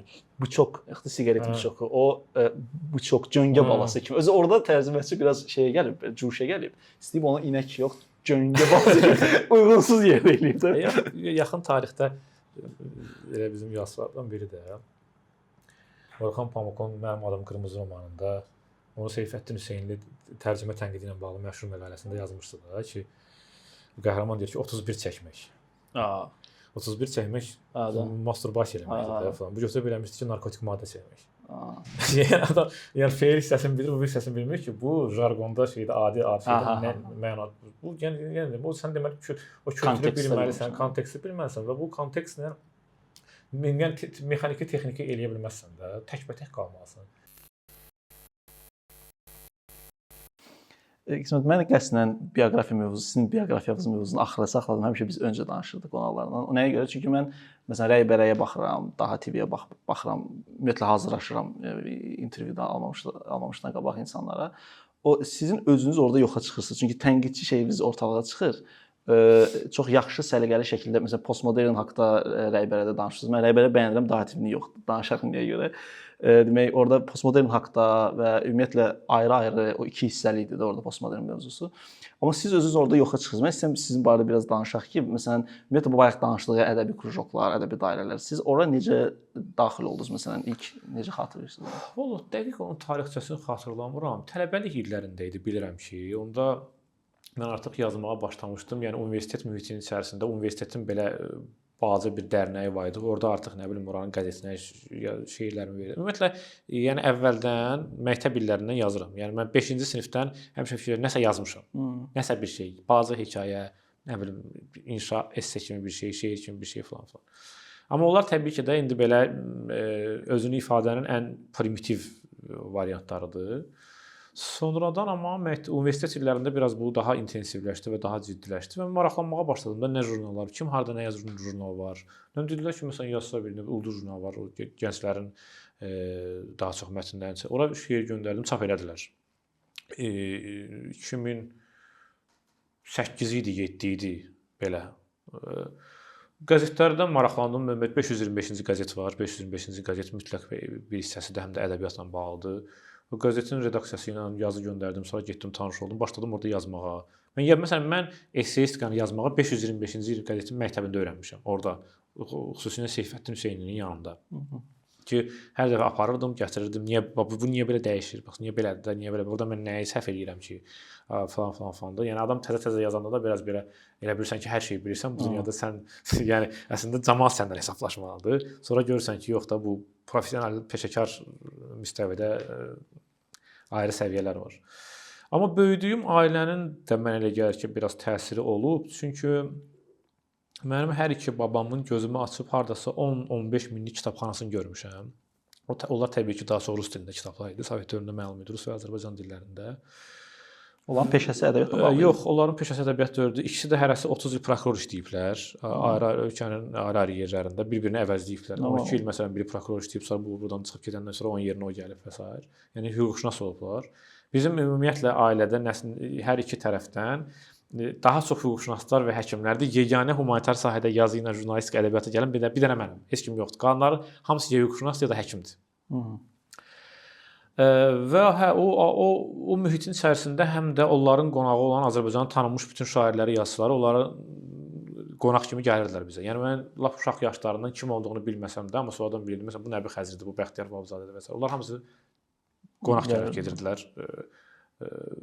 Və yəni ən biraz yaddaşım biraz belə kaseti biraz geri hara qədər geri sara bilirəmsə, ora qaytaranda gördüyüm yəqin ki, ən yaxşı uşaqlıqda, yəni ən axırıncı belə sonuncu bir 6 yaşım mı, 5 yaşım mı görüntüsü kadrı odur ki, böyük bir kitabxananın qabağında kimsə sakitçiliyə çəkilib bir kitab oxuyur. O gah atam olur, gah anam olur, gah dayım olur, gah əmim olur. O bir görüntüdür ki, günortanın o vaxtında, axşamın o vaxtında adam kitab oxuyanda səs salmaq olmaz. Yəni o mənim gözümün qabağında nəsə kitablar, nəsə müqəddəs, o sakitçilikdə oxunan, mütləq onunla təkbələk qalmalı olduğun və həmişə təzə kitab çıxırsa almalı olduğun bir nəsnə kult kimi mənim həyatımda əvvəldən var. Ona görə mənim özümün də sonradan belə o bağlılığım da azarım davam edib ki, o uzun illərdən sonra mən də özümə böyük bir kitabxana yaratmışam. Dayanmadan da hər dəfə belə, hələ də ən belə yəqin ki, özümü rahat, fərəhli, xoşbəxt hiss etdiyim şey təzə kitab sifarişlərim gələndə olur. Sifariş edirəm, Türkiyədən, Rusiyadan hardansa sifariş edirəm olur. O necəsə bilmirəm, buna genetik demək olarmı, olmazmı, ondan əmin deyiləm. Bu onunla bağlı hökm vermək istəmirəm. Amma hər halda bilirəm ki, o gözümü açıb gördüyüm odur ki, hə, bir yer var, orada atam oturub kitab oxuyur. Babam oturub kitab oxuyur, anam oturub kitab oxuyur və o kitab oxuyan insan görüntüsü uşaqlığın cənnəti ilə sanki belə paraleldir. Bəs bu müasirlərdən tutaq ki, indi müəyyən yaşa çatandan sonra məsələn AYO, AYB bu hamısı ilə yəni bir şeyiniz oldu, məsələn tərəfiniz oldu orada yoxsa yox qıraqdan belə müşahidəçi kimi baxmısınız? Yox, mən hamısı ilə münasibətim olub. Vaxtilə yazıçılar birliyində olmuşam, sonra oradan çıxmışam. Nəsə belə deyək də formal qalmağın mənası olmadığını hiss elədim. Fikirləşdim ehtiyac yoxdur. Və hamısı ilə də belə münasibətlərim var və hamısı ilə də tanışdığım bəlkə də yəni əgər bir vahid məkan desək, bəlkə də yenə də Hərcəni Fırcanı Burşizadın kafesinə gəlir. Çünki o əslində AYB, nə bilim, AYO yaxud da neytral, onların hamı bütün o şeylərin sanki itdiyi və neytral olduğu yer oraydı. Ki yəni orada sən Yazıçılar Birliyinin katibi ilə də otura bilirdin. Nə bilim, Seymur Baycanla da otura bilirdin, Rasim Qazıyanla da. Yəqin ki oradır. Çünki başqa belə bir məkan xatırlamıram mən ki, o yer var idi, ora gedirdik, orada nəsə belə nə bilim kəskin diskussiyalar var idi. O baş verən o həmin elə yəni o underground kafe idi. Qəribədir. Mən məsələn tutaq ki, Türkiyədə bəzi nəşriyyatlar var da, indi underground ədəbiyyat nəşrləri, fəlsəfə nəşrləri, Homo Ludens oradan çıxır, ayrıntı tutaq ki və digərləri. Rusiyada var o krujoklar. Məsələn sizin belə iki YouTube kanalında görmüşəm, Rəybərəy və Daha TV. Rəybərəy mənim üçün sizin tam özünüzü təcəssüm etdirdiyiniz bir yerdir və mən ona maraqla baxıram. Amma Daha TV bir ütülü obraz kimi mənə gəlir, ümumiyyətlə format olaraq. Nə bilim, asan xidmətin tərkibində olan və oradakı portretlər, fotolar, ümumi görüntü niyəsə mənə elə gəlir ki, siz bir alternativ həyatınız olsaydı, necəsə öz əlinizdə, siz underground həyatı seçərsiniz. Amma necəsə gedib o biraz belə izah edə bildim də, çox belə rəsmi bir strukturun içinə daxil olmusunuz. Bu deməzdim. Mən məsələn qəribə kənardan elə görünsəydi, amma mən hamısında eyni rahatlıqdayam yəni. Burada necə rahatamsa, indi danışıramsa, burada da həmin şeylə, yəni bu yəni çəkən adamlar da eyni adamlardır. Məsələn Muxtarovdur, danışdıran adamlar da eyni adamlardır. Yəni nə bilim kənardan elə görünürsə onun üzərində düşünmək olar. Bəs yaxşı tutaq ki, AYO-nun mən sizin dediyiniz tənqidlər və təsvirlərinə razıyam bayaq da dediyinizdə, amma AYO-nun bir jılka deyirlər, ona bir xarizması ondan ibarət idi ki, o müəyyən bir siyasi proseslərə bir fikir bildirirdi. Amma sizdə onu tutaq ki, görmürük. Seçimdir bu, yoxsa seçimdir, belədir. Mən fikirləşirəm ki, bəlkə də bunu Camus'un Sartre'la bir polemikası üzərində izah eləmək olar.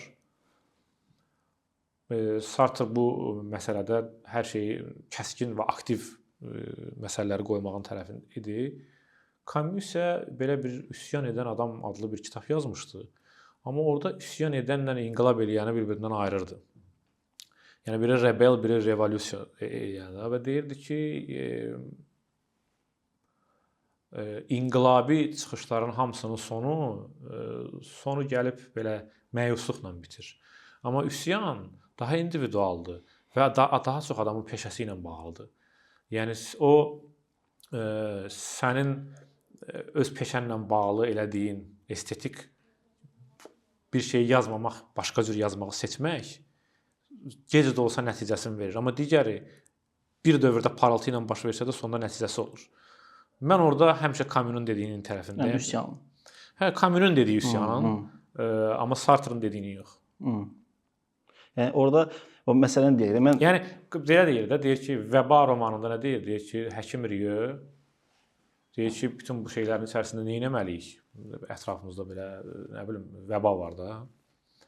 O deyir ki, professional işimizi professional formada görmək ən böyük, belə deyək, o Elios'un dili ilə desək, professionalizm ən böyük vətənpərvərlikdir.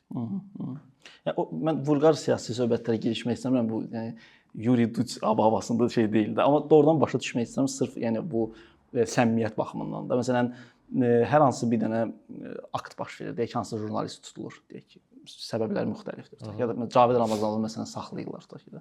Bu barədə ədəbiyyat cəmiyyəsi, məhz ədəbiyyat cəmiyyəsi yeri gəlmişəm. Bizim tutaq ki, bir o qədər bəyənmədiyimiz konjunktura dediyimiz digər o siyasi strukturlar, onlar buna gənclərdə deyək ki, onlar buna hər hansı bir Facebook postu ilə də olsa bir cavab verirlər də. Amma mən sizdə də və digərlərində onu görməmişəm. O digərləri aydındır mənim üçün. Çünki onlar mənim ümumiyyətlə fokusuma düşmürdü. Amma sizin çox professional adamsınız və ədəbi tənqidçi olaraq da mənə ciddi aldığım adamsınız da və o adamın ümumiyyətlə bir dəfə də olsun o barəyə toxunmamağı mənə qəribə gəlir ki, heç olmasa bunu vicdan rahatlığı üçün yox. Sadəcə maraqlı gələrdi ki, o pozisiyada siz hardasınız? O görünmür sizin profilinizdə. Mən dedim də mən Camus'un Nabokovun yanındayım. O bir şey əhvalat var, deyir ki, deməli Cəzairlə deyir Fransanın müharibəsində sən kimin yanındasan? Deyir mən anamın yanındayım, Camus deyir. Bax o hesabdır. Mən Camus'un və Nabokovun yanındayım. Amma sizin içinizdə belə bir şey var ki, ədalətsizlik baş verir, amma buna prosta replika bildirməməyə seçirsiniz. Əslində mənə elə gəlir ki, mən yəni ən azından öz sahəmlə bağlı o şeylərin çoxsunu yazmışam. Bacardığım qədər mədəniyyətlə bağlı bir balaca search eləsəz, yəni o şey haqqında ki, daha əminəm o şey haqqında ki, xam deyiləm, ancaq belə emosional reaksiya vermirəm. Onları məncə yazmışam mən. Amma yəni siz də onun tərəfindən deyirsiniz ki, vulqar siyasi şeyə girişməyin adı yoxdur. Məncə yoxdur. Bir də ən axırıncı sual, bunu hamıya verirəm. Sizə ən çox qorxudan nədir? Mənə ən çox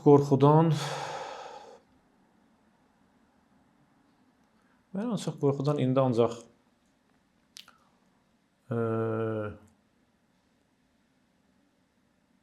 yəqin ki, övladımla bağlı nəsə gözlənilməz pis bir şey ola bilər. Başqa heç.